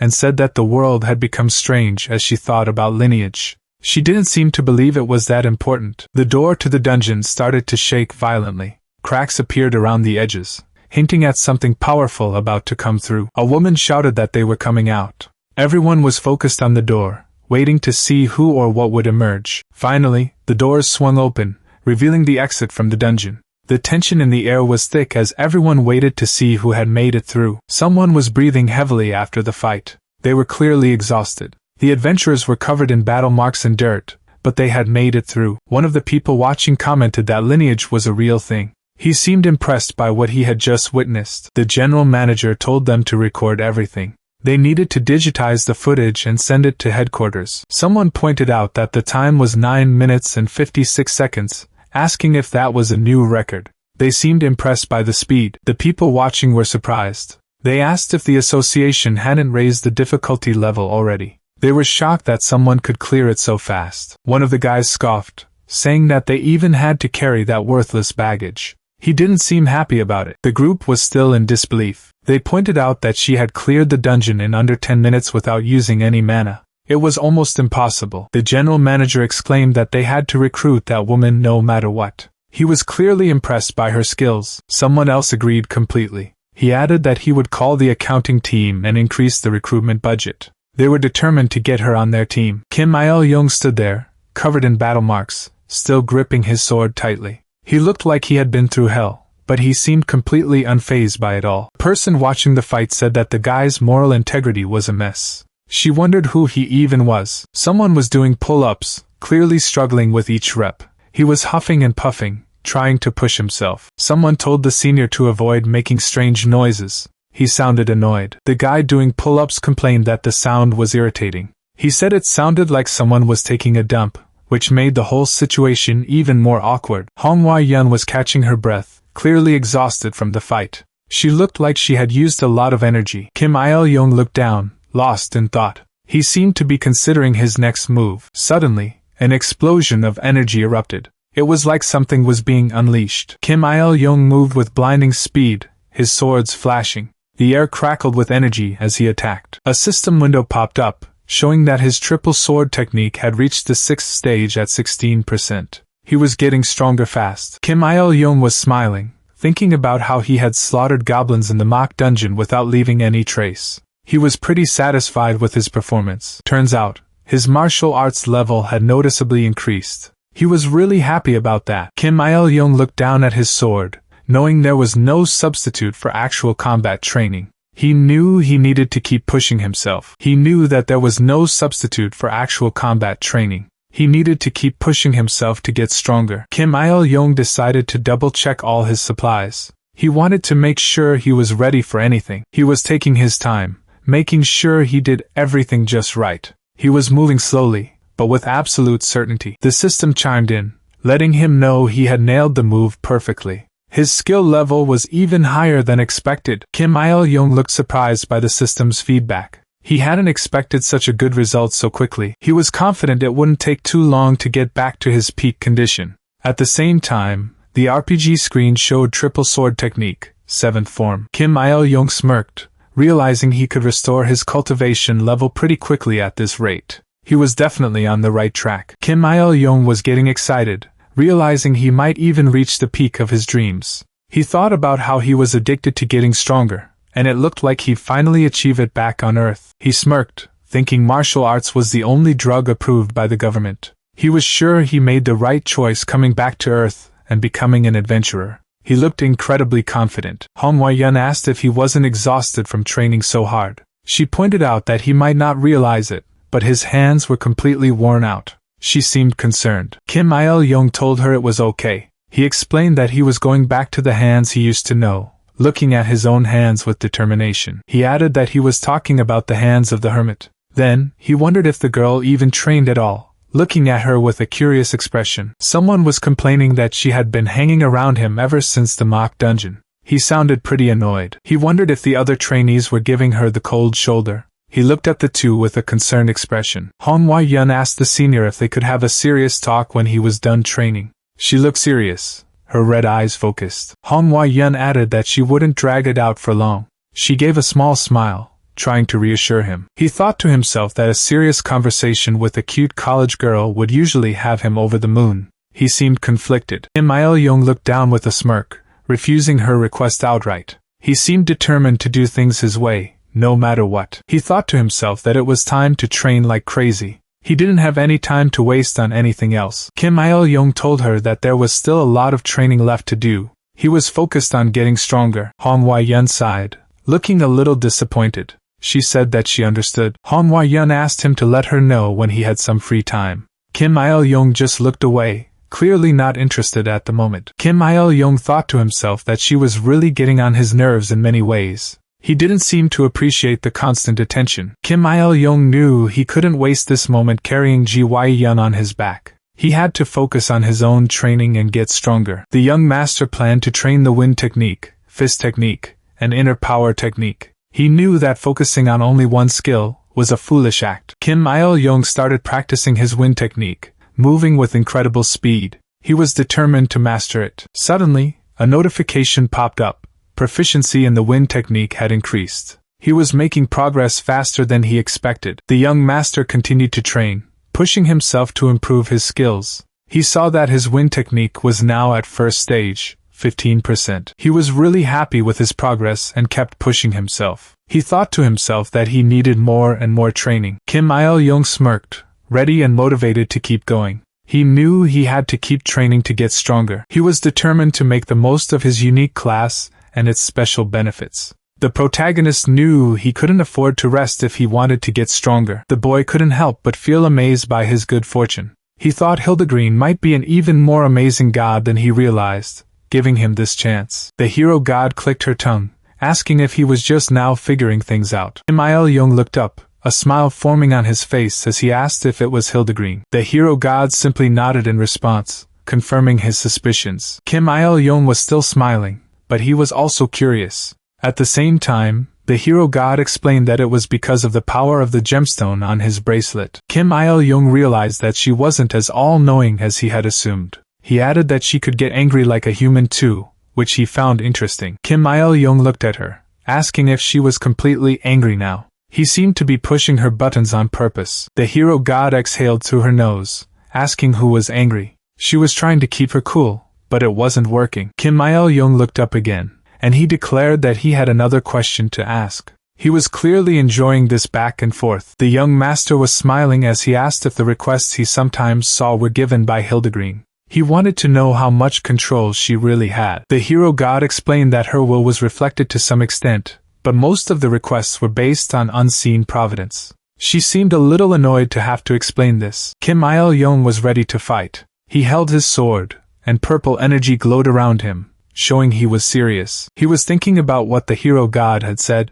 He realized that if her will was reflected to some extent. Kim Il-young asked if there were any easy requests where he could just swim and walk around. He wanted to find something with low difficulty but high rewards, and he was smiling mischievously as he asked. The hero god firmly shook her head, denying his request. She explained that it was beyond her abilities to create something like that. Kim Il-young was disappointed. He wondered if it was impossible to take advantage of her like that, and he seemed a little bummed out. Kim Il-young looked down, thinking about what he should do. He seemed to be weighing his options, and he had a serious look on his face. The hero god clicked her tongue, annoyed by his attitude. She told him that heroes shouldn't only look for the easy way out. The hero god continued, telling him to become a hero who overcomes hardship and adversity. She was trying to inspire him. Kim Il-young looked up, a sly smile on his face. He said that being a hero only made you suffer, and it wasn't worth it. He added that these days, villains were the ones who ate well and lived the good life. He seemed to be serious about his point. A man wearing a suit and sunglasses walked forward, a small smile on his face. He seemed confident, like he knew something others didn't. The man in the suit taunted that the heroes should just eat their dust. He seemed to enjoy putting others down. Kim Il-young smiled, thinking that ultimately, it was power that moved the world. He seemed to be plotting something. He continued, thinking that to him, that power was martial arts. He was excited about the prospect of using his skills. Kim Il-young looked up, his sword at the ready. He was determined to show everyone the true power of martial arts. The guy was saying that whether someone is a hero or not, power is everything in the world. He continued by saying that people should go ahead and send him requests and bring on the challenges. Kim Il-young was smiling, looking pretty confident. He seemed ready for anything. The hero god sighed, wondering why she ended up with such a client. She seemed a little annoyed. She held her head, looking like she was dealing with a massive headache. Having Kim Il-young as a client was proving to be a lot more trouble than she thought. The voice echoed, announcing that it was the last training session. It was hard to say goodbye to the sunshine, the voice added, sounding a little sad. Another voice chimed in, simply saying, "It's sad." It seemed like they were really going to miss this. The first voice said that they were soon leaving Earth, but the second voice immediately warned that there was a final gate standing in their way. The trainees looked up at the man in the suit, all of them curious. One of them asked what exactly the final gate was. The voice boomed out, explaining that anyone who wanted to venture into Pangea had to face something. The instructor raised his voice, making sure everyone heard him clearly. He announced that they all had to pass through a place called the Dungeon of Proof. The instructor's voice echoed, emphasizing the importance of this final challenge. It seemed like this Dungeon of Proof was no joke. Kim Il-young stared ahead, his expression unreadable. He was probably wondering what this Dungeon of Proof was all about. Kim Il-young repeated the words Dungeon of Proof to himself, curious. He had no idea what to expect.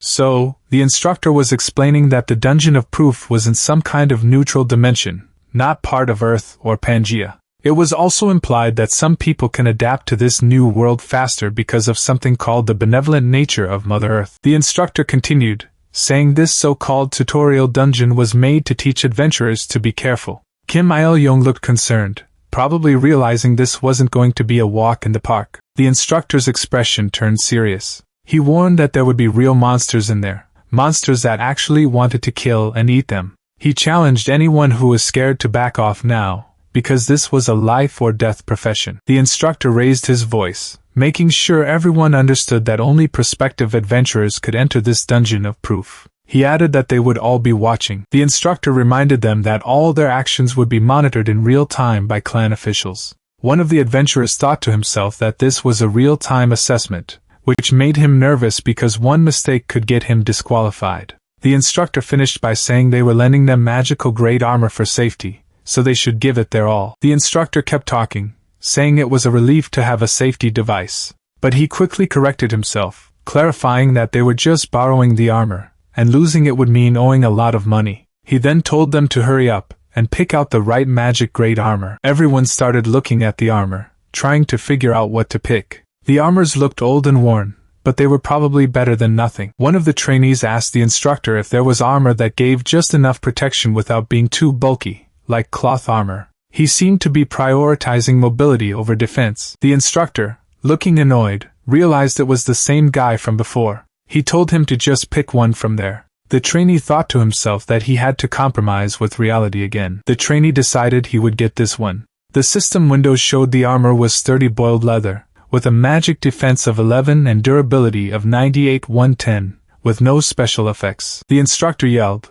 asking if everyone had picked their armor. He didn't wait for an answer, immediately declaring it was time for them to prove themselves. He continued, telling them to prove they were worthy adventurers. He welcomed them to a world full of life and death, urging them to break out of their shells and be reborn. The light pulsed as the instructor's words echoed. He was trying to hype them up for the dangers ahead, hoping they wouldn't chicken out. One of the guys turned to Jean, asking if they were really going in without an instructor. He pointed out that there was a real monster inside, clearly nervous about the whole thing. Jean smirked, saying that whether it was Murim or Pangaea, the only thing that had changed was the stage. He was confident that he could handle whatever came their way. A bright light filled the area. Jean declared he was about to show them what he was made of. The light illuminated the other trainees as Jean remembered his past. He recalled the 7 years he spent crawling in the dirt of Murim's world. Jean gripped his sword tightly. He looked confident, ready to prove his worth in this new world. Jean suddenly grabbed his head, feeling a sharp pain.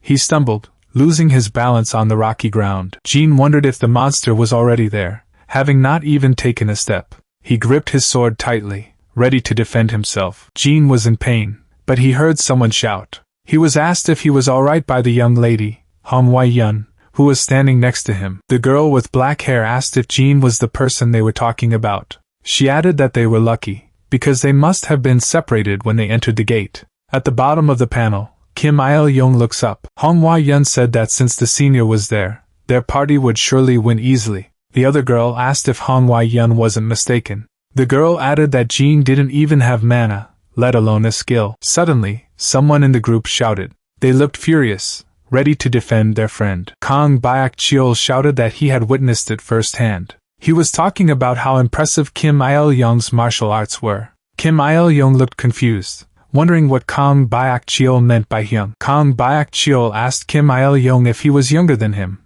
calling him Hyung. He seemed really confused by the situation. Kang Byak-cheol insisted that he was 21 years old. Kang Byak-cheol didn't think Kim Il-young believed him. He told him to look in the mirror, wondering if people would believe him. Meanwhile, Kim Il-young looked furious as he thought about his receding hairline. He said that whatever, it could happen. Hwayun commented that there were 10 people in the party, which was neither too many nor too few. She then asked Li Jia if she could keep up the light magic. Li Jia replied that it was possible and that she was confident in her mana reserves. Hwayun said that was good and told everyone to get moving. She reminded them that their situation was being broadcast live to clan officials. Li Jia looked shocked, realizing that if she became conceited, that would be a bad thing. She wondered what she should do. Kim Il-young thought to himself that he had to pretend to be firm and composed. He was clearly feeling the pressure of being watched. Hwayun told everyone to get into position based on their roles. She said that Kang Baekcheol and the senior would be leading the charge at the front. It seemed like she knew what she was doing, but the others looked a little nervous. Kang Baekcheol was pumped to be on the front lines with the senior again. He was clearly enjoying himself. Meanwhile, Kim Il-young sighed, realizing there was no way he was going to be able to sneak away quietly. Hong Hwa-yeon then asked Lee Jia to move the light forward. She was clearly in charge and making sure everyone was doing their job. The dungeon looked dark and scary. Lee Jia replied immediately, saying of course. She looked happy to be helping out. She was probably trying to impress the clan officials who were watching. And immediately, Lee Jia cast her light magic, illuminating the dark dungeon. The place looked pretty creepy, with twisted trees and strange shadows. It was definitely not a place to wander around alone. The party moved forward into the dungeon, but they were immediately met with a swarm of spiders. The horde of creepy crawlies was enough to make anyone's skin crawl. Hong Hwa-yeon screamed, asking what that was and saying it was gross. She looked absolutely disgusted by the sight of the spiders. At the top, the party stood ready to fight the spiders. But at the same time, Kim Il-young sighed, saying it was just a bug and that Pangea wasn't living up to his expectations. He was clearly not impressed by the challenge so far, smiling confidently. Hong Hwa-yeon cast her Song of Sowing spell, preparing to attack. But immediately, she realized she had lost the initiative. She looked surprised and worried. Up top, a bright light shone as someone cast a spell. Meanwhile, Hong Hwa-yeon was concentrating hard, ready to unleash her magic. The spiders were being attacked by some kind of magic. They were starting to slow down, becoming easy targets. The guy watched the spiders, noticing their movements were slowing down. He wondered if it was some kind of debuff. Hong Hwa-yeon unleashed her Sickle of Harvest spell. She was impressed by her own power, exclaiming wow. As the spiders were being destroyed, a system window popped up. It said that a request had been generated. The guy smiled, saying that the request was coming. He looked excited about it. A system window popped up, showing the quest details for pest extermination is also a hero's duty. It was a very easy quest, and the reward was 175 EXP and a slight increase in the proficiency of the triple divine sword technique. Because of that, the guy smiled, thinking he couldn't lose at all. He started to condense his energy, getting ready to fight the rest of the monsters. The energy around him started to glow. He swung his sword fast, using the rapid one-strike sword technique. The swing was so fast it created a gust of wind. The guy attacked the spiders, striking twice every second. The spiders didn't stand a chance against the speed of his attacks. He continued his assault on the remaining spiders. He thought to himself that it was time to hunt the giant bug, since there were only 11 left. Kim Il-young's sword crackled with energy as he prepared to strike. He was really feeling the battle. He even shouted out, saying this is how a battle feels. He was super hyped. Hong Hwa-yeon didn't waste any time. She yelled out Sickle of Harvest, and unleashed her attack. Hong Hwa-yeon's attack sliced through the spiders with overwhelming power. The spiders didn't even see it coming. They were instantly wiped out. Kim Il-young was caught off guard by her sudden attack. He thought they were gonna fight together. Meanwhile, Hong Hwa-yeon was smiling, like she knew exactly what she was doing. Kim Il-young looked annoyed. He asked why she kept saying things like that. He thought it was so burdensome. But Hong Hwa-yeon just kept smiling at him. Hong Hwa-yeon stared in disbelief. She wondered how that guy could compete with her on equal terms. With 0 mana, how could he even fight? And what the hell were those movements? The protagonist slashed through the enemies with incredible speed. He was panting, but then he got a notification. Quest completed. He leveled up, and his proficiency in the triple divine sword technique had increased. The guy smirked, asking why they were just watching. Didn't they want to become more appealing to the clan officials? He added that it would be a petty revenge.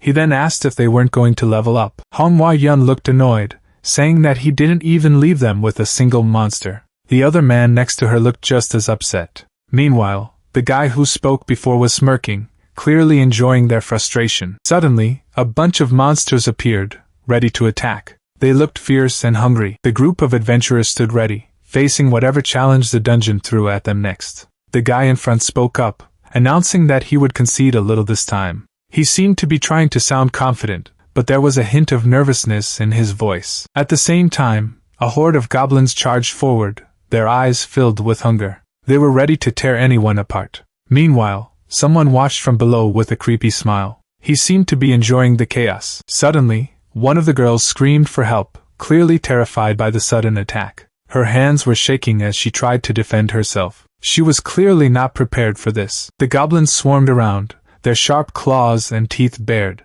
They were a terrifying sight to behold. Meanwhile, another girl wondered if it was goblins this time. She sounded relieved, like she could handle this. The girl smiled, a glint of excitement in her eyes. She declared that it was something she could fight against. She seemed eager to prove herself. Manhwa was not about to let anyone steal her spotlight. She wouldn't lose to those other two, she thought. She was determined to show her strength. The attacker laughed like a maniac as he went after the goblins. He challenged them to bring it on, ready for a fight. A notification popped up, announcing that a request had been generated. The guy looked surprised, wondering if more requests would keep showing up like this. The man thought that the Dungeon of Proof was really awesome. He smiled, clearly enjoying the challenge. The man changed his mind and decided to join in on this one too. He looked eager to test his skills. Kim Il-young stared ahead, a determined look on his face. He was ready for anything that came his way, not backing down from this challenge.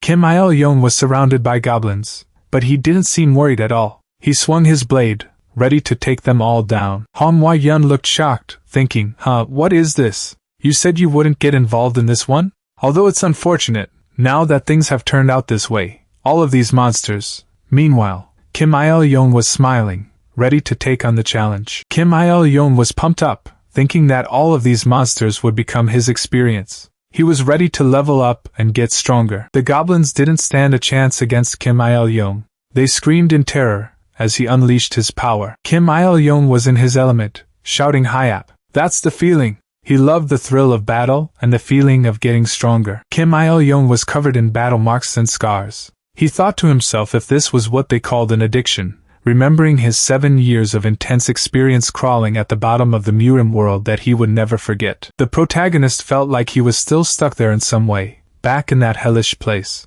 Even so, he loved this feeling of battle. An unknown person said that this guy was really a crazy scumbag and that he was willing to give them this one. The person then said that this was where the competition would start. The unknown person continued that people, as expected, needed competition to push their desire to get better to new heights. He seemed very excited about the upcoming challenge. The woman looked surprised, thinking about how crazy the guy was. Meanwhile, someone was laughing like a maniac, clearly enjoying the situation. The observation room was located on the very top floor of the association building. The place was huge. Mr. Kim asked if this was really the viewing method of the 21st century. The director fired back, asking if Mr. Kim really expected any kind of filming drone to work in Pangea. The director explained that this was thanks to the Mother of Earth, Isis, and her consideration. He added that in the past, they couldn't even see what happened inside the dungeon. Anyway, the unknown woman asked who that guy was and where he came from. She seemed very curious about the new player. One of the men responded that if he remembered correctly, the guy was previously judged to have 0 mana. It was quite a surprise that he was now a powerful player. They noticed that his class was unique. It seemed that he had a special class called Ronin. The unknown woman wondered what kind of skills he used. She knew it was just a F-class monster, but it was almost like a massacre. She watched the protagonist slice through the monster with ease.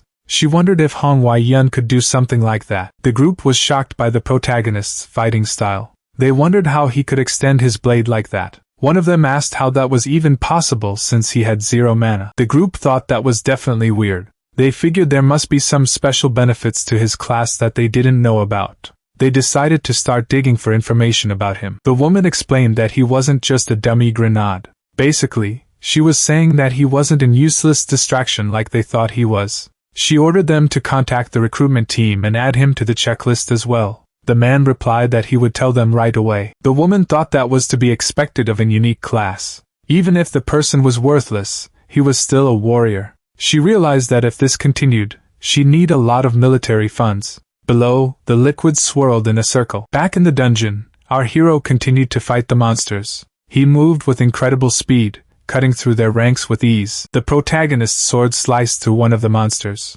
The blade cut through its flesh, leaving a trail of dark battle marks. Monster gurgled as it died. Battle marks poured from the wound as it collapsed to the ground, defeated. The protagonist stood with his party, looking over the monsters they had just defeated. They had clearly won the fight, and the area was littered with the remains of their enemies. The woman with the red bow was furious. She asked if the protagonist was retaliating because she had previously ignored him. As an immediate result, the protagonist apologized to her. The protagonist said he saw battle marks, and his vision became blurry. He then claimed he was seeing a devil. The woman and the other man looked at him, unsure of what to think. The woman said that since she felt a little sorry, she would give him some leeway for the next monster. She told them to continue. With a smile, she said that everything was fine, really. The woman smiled, thinking that the senior was a really funny guy. Meanwhile, a strange energy swirled around them. The protagonist wondered what was coming next. He looked grim, like he was expecting something bad. The protagonist asked if it was just him who had heard something. He was confused why no one else was reacting to it. Manhwa asked the senior why he was stopping. She then told him to forget it and keep going. Meanwhile, the protagonist was focused on the sound he had heard. The protagonist thought about the sound again. He was starting to get concerned about it. The protagonist ordered them to shine the light in that direction. He was annoyed that no one else seemed to hear the sound. Manhwa looked around, trying to figure out where that sound was coming from. She seemed concerned, like she knew it wasn't good. And immediately, a horde of green slime monsters appeared. They were all squirming and looked pretty gross. One of the men with Manhwa looked around nervously. He asked if those things were slimes. The protagonist examined the monsters with interest. He wondered if his sword could cut through something so soft and squishy. Another member of the group shouted and activated his shield. He looked ready to defend against the slime attack. The guy looked intense, like he was about to do something crazy. He shouted that this was the time for him to show everyone what he could do. And immediately, the door exploded into pieces. The guy yelled about having a rush of trust as he charged through the opening. The slime monsters didn't stand a chance against him. He was mowing them down left and right. The guy was laughing like a maniac, saying he was gonna get rid of all of them at once. The slime monsters were popping left and right. He was having the time of his life. The guy was laughing like a maniac, saying he was gonna get rid of all of them at once. Manhwa watched Kang Baekcheo with a mix of admiration and embarrassment. She thought he was cool, but also a bit much. The guy watched the battle unfold with a smirk. He commented that the Vanguard class was also pretty good. Manhwa unleashed her marionette dance magic. She was ready to show off her skills. Manhwa grinned,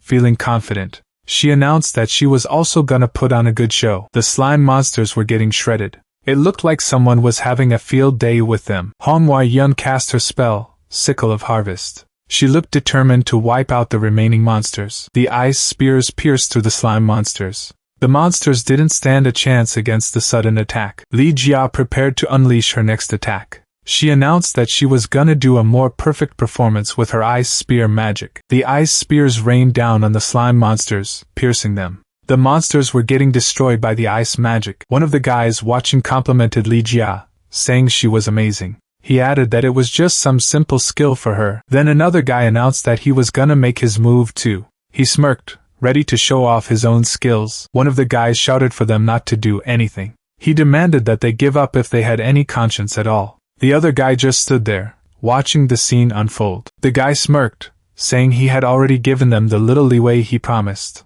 Since they had reduced the slimes by half, he didn't see any point in listening to them any further. The woman screamed that it was time for slaughter. And immediately, the guy moved with incredible speed, slicing through the air with his sword. The woman yelled at the guy to just go and die already. Meanwhile, he continued to slash through the air with his sword, showing no signs of stopping. One of the people fighting the slimes said that they were gonna lose it. She desperately asked everyone to bear with it and keep going, clearly at her limit. Manhwa screamed for the monsters to die. She unleashed her magic with a burst of power. The ground was completely wrecked after the attack. It was a scene of total destruction. The other characters were surprised and excited. They realized they had leveled up because they were fighting real monsters. Kim Il-young wondered if he should check his level too. He saw that his level had risen to 12, and his stats had also improved. The group decided to check their techniques.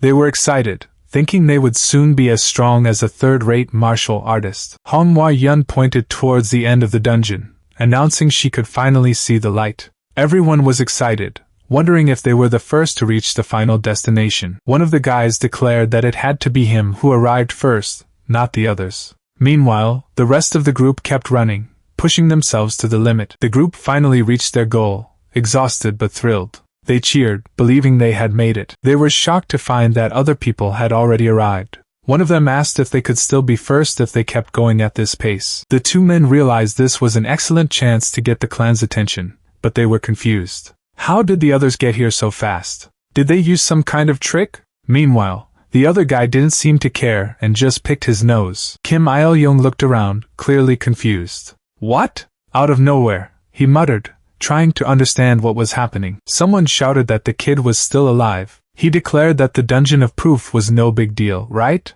He added that he had won, but was still tripping for no reason. Hwa-yun looked determined and announced that it was starting now. She clarified that she was referring to the boss raid. The man asked what kind of monster usually appeared as the boss. Hwa-yun replied that it depended, but it was usually 1 or 2 hobgoblins or gnoll centurions. The man said that it didn't seem like a big deal. Hwa-yun explained that was usually the case. However, there were times when a dark orc or something more powerful was summoned, and the number of deaths was staggering at the time. She finished by mentioning the dark orc again. A dark energy started to fill the air. It felt like something big was about to happen. At the same time, the man felt an immense pressure bearing down on him. He looked up, sensing the danger. Meanwhile, the protagonist stepped forward, his eyes widening. He seemed shocked by what he was seeing. Turns out, it was a dark orc. The orc roared, and it looked like there were more than one of them. This was gonna be a tough fight.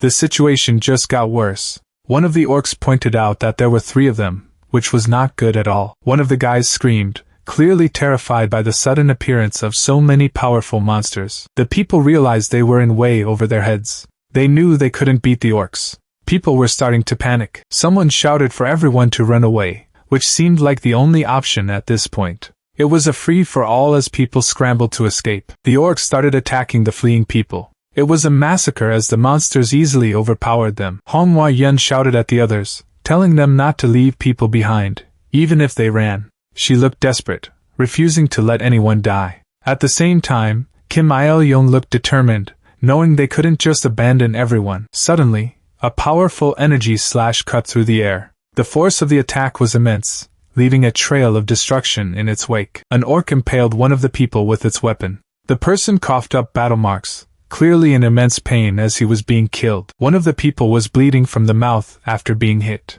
He was clearly in shock, not understanding what had just happened. At the same time, another person was also bleeding, looking equally terrified. Kim Il-young realized that if things kept going like this, they were all gonna be wiped out. He looked worried, knowing they needed to do something fast. Meanwhile, one of the orcs roared, ready to continue the slaughter. One of the guys coughed up battle marks, still reeling from the last attack. He looked like he was about to pass out from the pain. Another one of the people screamed, completely terrified. He didn't know what to do, and he was clearly panicking. The energy slash flew through the air, a sign of the chaos happening around them. And because of that, Kim Il-young realized that expecting these rookies to work together against the boss was pretty much impossible. An orc continued its savage attacks, not giving anyone a chance to breathe. Kim Il-young thought to himself that this was a desperate situation. The orc swung its weapon, ready to crush anyone in its path. Kim Il-young knew this was also dangerous,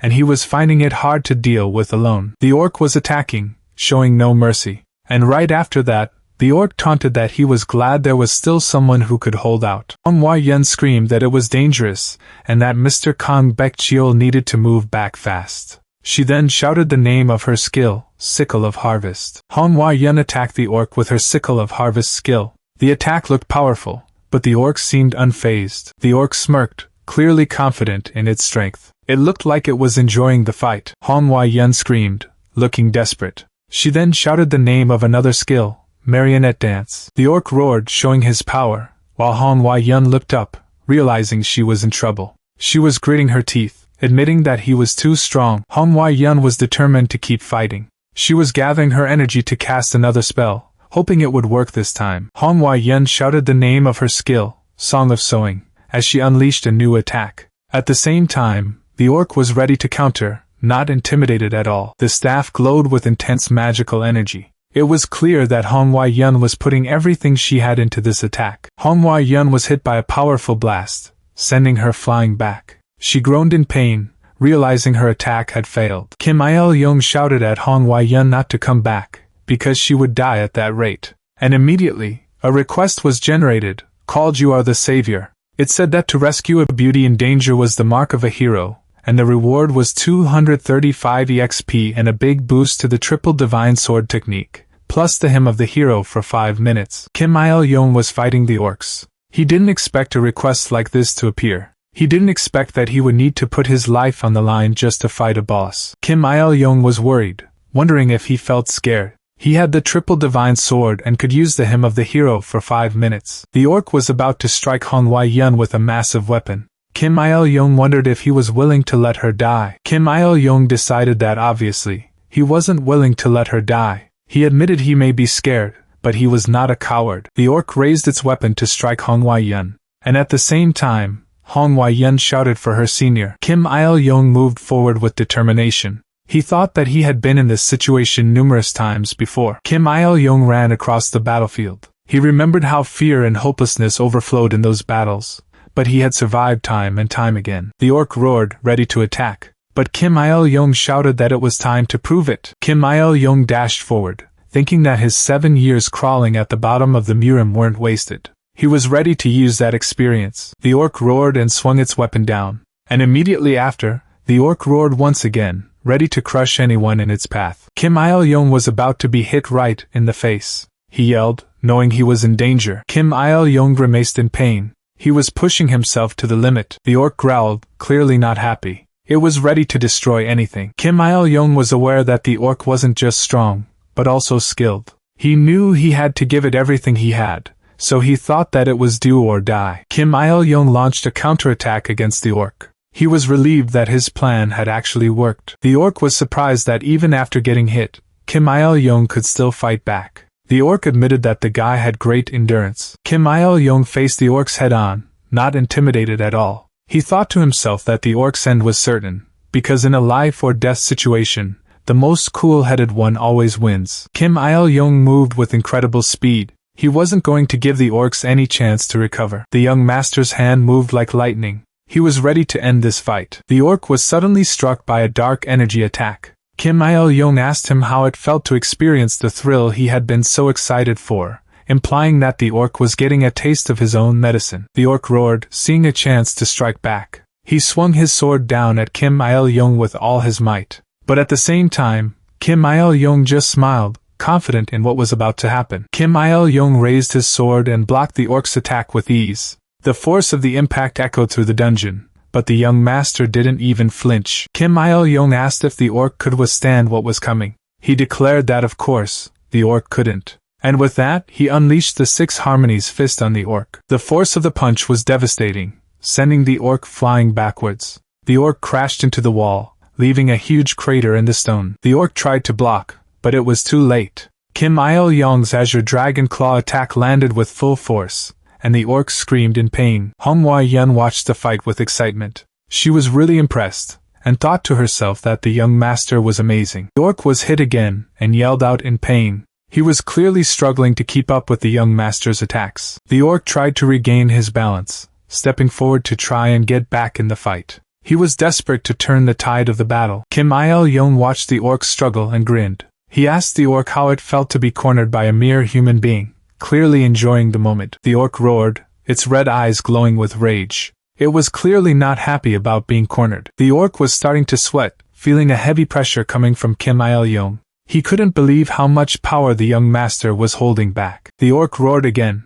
trying to intimidate Kim Il-young, but the young master just laughed, joking about how the orc was acting like a character from Dragon Ball. The orc didn't waste any time and swung its sword down at Kim Il-young. The attack was fast and brutal. Kim Il-young countered with a powerful energy attack, hitting the orc head-on. The force of the blows sent the orc flying backwards. The orc swung its sword with everything it had, but it was starting to panic. He couldn't believe the young master had suddenly become so much stronger. The orc thought to himself, he got stronger all of a sudden. What kind of thing is this? The orc was hit hard, stumbling back from the force of the blow. He realized he couldn't keep up with Kim Il-young's speed. He thought, I can't keep up, I'm at a disadvantage. Seeing their leader struggling, the other orcs charged forward to help.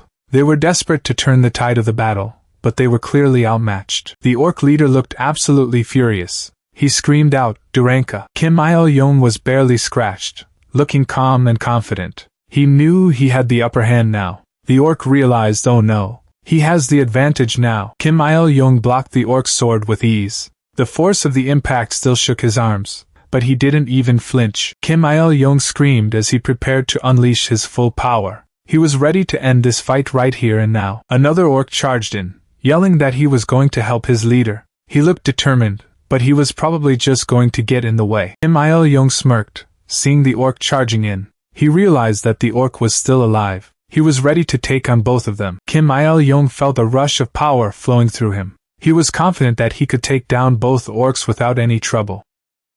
The orcs kept swinging their weapons with savage force. But from below, Manhwa yelled that she was there to help her senior. She was ready to fight alongside him. Kang Baek-cheol smirked, knowing that Manhwa was strong. He knew they could take on these monsters together. Manhwa unleashed her magic, calling it the marionette dance. Her power surged forward, ready to strike the enemy. The orc was getting overwhelmed by the combined attacks of Kang Baek-cheol and Manhwa. Because of their teamwork, an opening was created. Kang Baek-cheol saw the opening and prepared to strike. He knew it was enough of a gap to cut off the orc's breath and end the fight. The orc swung his sword down with all his might, yelling that they were gonna die right there. Kim Il-young and Manhwa were surrounded, but they fought together. It was a tough battle, but they were determined to win. Suddenly, a bunch of system messages popped up. Turns out, Kim Il-young leveled up and even got the 10-star triple divine sword technique. The battle was finally over, and Kim Il-young was breathing heavily. He was exhausted,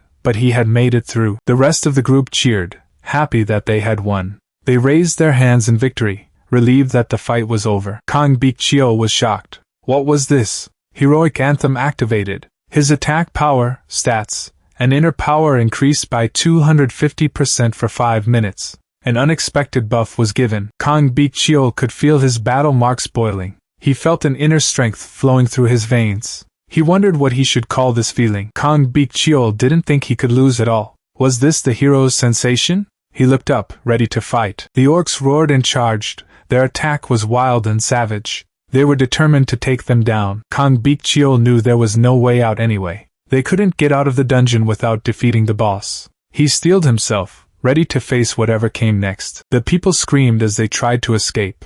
The orcs' roar echoed through the dungeon, and they were terrified. Kang Baek-cheol steeled his resolve. It was an inevitable fight, a fight for life. His heart was racing like crazy. He knew he had to give it one last shot, even if the price was death. Kang Baek-cheol shouted, telling them to bring it on. He challenged the knuckleheads to see how well they could dance with blades. He was ready to fight. The orcs roared back at him. They looked absolutely furious and ready to tear him apart. Kang Baek-cheol smirked, ready to unleash his technique. He muttered that he was going to use the triple divine sword technique. Blades of light shot out in every direction. The orcs roared in pain as the swords pierced them. Kang Baek-cheol's attack landed with a loud smack. He thought to himself that he would hit with the 5 elements, and then retreat automatically. Kang Baek-cheol continued his assault with the 5 elements. The orc could barely defend himself against the barrage of attacks. Suddenly, Kang Baek-cheol was sent flying backwards. He lost his balance and crashed to the ground. Kang Baek-cheol was getting swarmed by the 2 Class D monsters.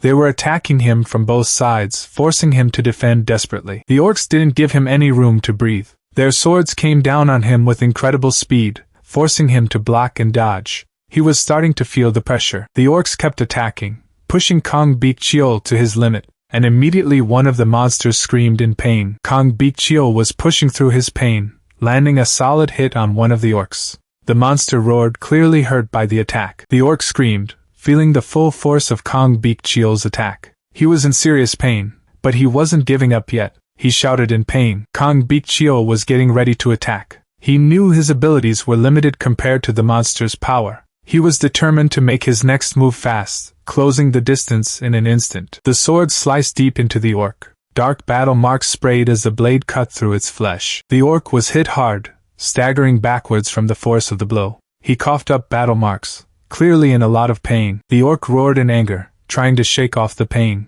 Kang Baek-cheol was still standing, but the 2 orcs were ready to keep fighting. Kang Baek-cheol was breathing heavily, sweat dripping down his face. He thought to himself that facing 2 opponents at once was exhausting, even with the heroic anthem buff. He felt overwhelmed. Kang Baek-cheol realized he was facing 2 Class D monsters, which was way too much for a novice like him. He was about to get wrecked. And immediately, he kicked out with all his might, trying to take down one of the monsters. The orc roared, shouting some nonsense at Kong Beak-cheol. He looked furious. Meanwhile, the two orcs were ready to fight, standing their ground as they prepared to attack Kong Beak-cheol. Kong Beak-cheol wondered what was happening, trying to understand the situation. He was completely caught off guard. He wondered where that move even came from. One of the orcs roared again, showing his anger. At the same time, Kong Beak-cheol realized his buff was about to run out, and he was not happy about it. He knew this situation was bad. The orc roared, getting ready to attack again. He looked like he was enjoying this fight way too much. Kim Il-young stared down the orc, ready for whatever was about to happen. He wasn't even fazed by the battle marks splattering around him. He was calm and collected. The battle raged on, and the group was running to join the fight. They were determined to help their senior. They were going to arrive just in time. Manhwa shouted that it was killer timing. She looked determined to turn the tide of the battle. She was ready to unleash some serious power. Kim Il-young smirked, a glint in his eye. He seemed to be enjoying the chaos unfolding around him. He was ready to show them what he could do. Manhwa shouted Sickle of Harvest, as she unleashed her magic. The orcs didn't stand a chance against her power. She was a force to be reckoned with. Manhwa shouted Swift Strike, as she unleashed her attack. Her eyes were full of determination as she prepared to strike. The orc was hit by a powerful blow, and he screamed in pain. The force of the attack sent him flying back. The orc shouted back, ready to retaliate with his axe. He looked absolutely furious. The battle raged on as the group fought against the monsters. Someone cried out in pain, showing how intense the fight was. The man swung his sword, struggling to survive. He was clearly overwhelmed and shouted that it was like hell on earth. The fight was pure chaos, a whirlwind of blades and magic. The group was giving it everything they had against the orcs, but it was still a tough fight. Manhwa shouted the incantation for her spell, unleashing a powerful magic attack. The orc screamed as the magic struck him, clearly in immense pain. The orc kept screaming as the magic coursed through him. Meanwhile, Manhwa looked on, seemingly unaffected by the monster's pain. The scene shifted to Kim Il-young, his expression unreadable. He seemed to be deep in thought, his eyes narrowed slightly. Il-young gripped the hilt of his sword tightly, his knuckles turning white. He thought to himself that his body felt as heavy as a water-soaked sponge. Kim Il-young stood his ground, his stance firm and ready. He looked determined, prepared for whatever was about to come next. Kim Il-young wondered if the so-called Mother of Heroes was just going to stand by and do nothing. He asked himself if he should abandon this crucial fight because she wasn't supporting him. But then he remembered that he lives by the sword and can't back down now. At some point, a moment of adversity will come, an old man thought. And at that moment, no trick will work, he knew. Kim Il-young remembered some advice. Just trust in the martial arts you've built up. He took a deep breath, trying to focus. He recalled being told to steadily cut down each enemy before him, without wavering. The man in the memory said that in doing so, the martial way would surely respond. He remembered those words clearly. Kim Il-young looked determined. He was going to believe in himself. He steeled his resolve, ready to face whatever came next. The group was swarming the monster, each of them trying to get a hit in. They looked determined, ready to take down this beast no matter what it took. The monster was taking damage, but it was still standing strong. Kim Il-young charged forward, screaming that they would die. He was determined to defeat the strong, no matter what it took. His eyes burned with a fierce intensity. A leg connected with the head, the force of the impact sending the head flying. It was all about surpassing your limits and becoming more than yourself, he thought. The attacker stood over their fallen opponent, ready to deliver the final blow. They were going to go forward, feeding on the battle marks of their enemies, because it was the right thing to do. Kim Il-young's face was covered in battle marks,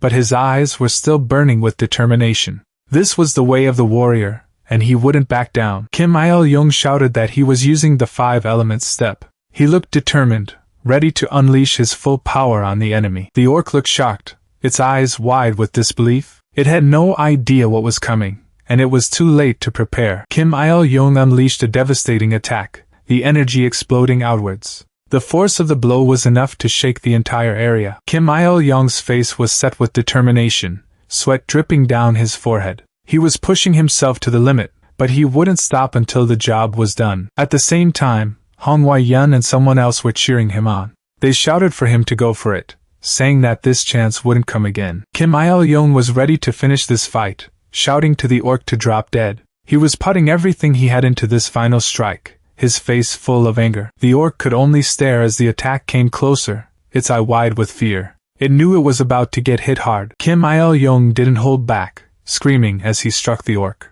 The sound of the impact echoed through the dungeon. Kim Il-young kept up the pressure, telling the orc to stand its ground. The orc was sent flying backwards from the force of his blows. The orc lay defeated on the ground, unable to move. Kim Il-young had finally beaten the strong, just like he always did back in the Murim world. The strike landed with brutal force, splattering battle marks everywhere. The red energy around his fist showed just how much power he was putting into it. And immediately a system message popped up. He had leveled up. He got the title dual-class warrior and unlocked a new skill. Kim Il-young couldn't help but grin, finally achieving something big. He remembered the dream he couldn't even reach in the world of martial arts. He let out a triumphant shout, finally feeling like he was getting somewhere. At the same time, Manhwa commented that Kim Il-young was born to fight. He had wiped out the orcs in one fell swoop. Another woman looked on in shock at the dark orcs' defeat. One of the other adventurers looked at the destruction with worry. He was clearly nervous about what had just happened. Manhwa looked at Kim Il-young, admitting that she had been mistaken about him. She seemed surprised by his power. The guy went on to say that if his brother's blade was like a chilling ice storm, then the senior's blade was like an erupting volcano. He was clearly impressed by the power he had just witnessed. And immediately, someone in the crowd was freaking out, wondering what they had just seen. He couldn't believe that a rookie adventurer who had only awakened a week ago could have such strength. He was completely baffled. One of them asked who exactly that young person was. The other one replied that his name was Kim Il-young, the rookie adventurer with an unusual talent for defeating F-rank monsters. But the first guy dismissed that, saying defeating F-rank monsters wasn't that big of a deal. The guy asked if, since he had been keeping an eye on them, he had a plan to recruit them. The other guy said that last time, he had been told to go all out to recruit Manhwa,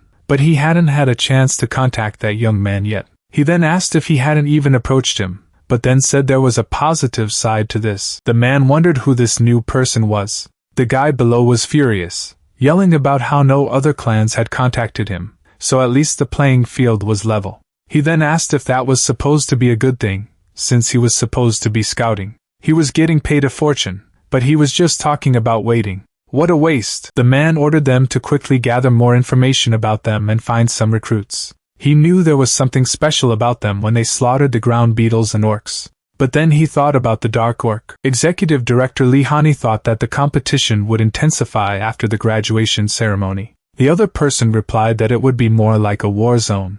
Their value would likely skyrocket beyond Manhwa's. The guy asked if they were really more valuable than Manhwa. The woman said absolutely. Manhwa couldn't take down 3 Dark Orcs either, so she wanted them to bring them in, even if they had to dismantle the Ilsung Group's foundation. She added that they were just adventurers chasing wealth. If they presented an irresistible offer, they would eventually join them. The woman thought they wouldn't suffer a loss. As her grandfather always said, the foundation of this business was talent. Super rookies like them didn't yet know their true value, the potential and growth they possessed. The man let out of relief, saying he was really worried about how things would turn out earlier. They managed to avoid a major setback. Even experienced adventurers couldn't have helped in that situation, and it could have been a massive disaster. He added that if an entire group had been wiped out without making progress, things would have been much worse. Meanwhile, the man continued, if an entire group had been wiped out without making progress. The man continued, South Korea's Pangea industry competitiveness would have suffered significantly. He thought he should suggest to the government to increase the armor rental rating this time. But then he wondered if they wouldn't reject it due to budget issues, like last time. The woman wondered who knew. If they mentioned this incident, they might just downplay it, saying that it wasn't a big problem after all. She sighed, frustrated by the cursed bureaucracy. The government always seemed to be reactive rather than proactive. The man was so frustrated right now. He knew it was understandable that there wasn't a guild that wouldn't take in a rookie adventurer who defeated 3D-ranked monsters consecutively. It was every man for himself. He added that they would also like him to join, but someone like him probably wouldn't be accepted into the association. The man sighed, saying it was obvious adventurers these days lacked the adventurous spirit, and were driven by money and power. He seemed pretty bummed about it. The energy orb pulsed with a strange light. It was hard to tell what it meant, but it definitely felt important. Suddenly, a group of rookie adventurers arrived. They announced their presence with confidence. And right after, another group appeared, looking much rougher. A man started chanting, asking for healing. He was clearly trying to help someone. Down below, the group of adventurers seemed to be receiving some kind of blessing. Someone wondered why the group looked so worn out. They seemed clueless about what had happened in the dungeon. And at the bottom, a man with dark hair realized that someone almost died and was miraculously saved. The man with dark hair asked if the rookie adventurer's shoulder was okay. He seemed genuinely concerned. Meanwhile, someone was getting healed with a potion. The healer gave another bottle to the injured adventurer. He said he had to leave to help others who were hurt worse. He was clearly very busy. The adventurer looked at the potion in his hand, thinking about the world around him. He thought Pangea was full of wondrous things, and experiencing it was truly amazing. With this kind of healing power, it might just be a matter of time before doctors become jobless. But the taste, well, that was another story. The potion really tasted awful. The person in front of Kim Il-young pointed out that he wasn't a rookie anymore, now that he had passed the trial dungeon. They asked him who he was. The woman smiled and introduced herself as Kim Mi-young, the director of the Adventurers Association. She said that Kim Il-young had become quite the sensation as an adventurer. Kim Il-young looked serious as a drop of sweat rolled down his face. He was probably thinking about what Kim Mi-young, the director of the Adventurers Association, had just said to him. Hey, real quick, my mom said this video would get 0 subscribers. If you enjoyed the story so far, click subscribe to watch the next part.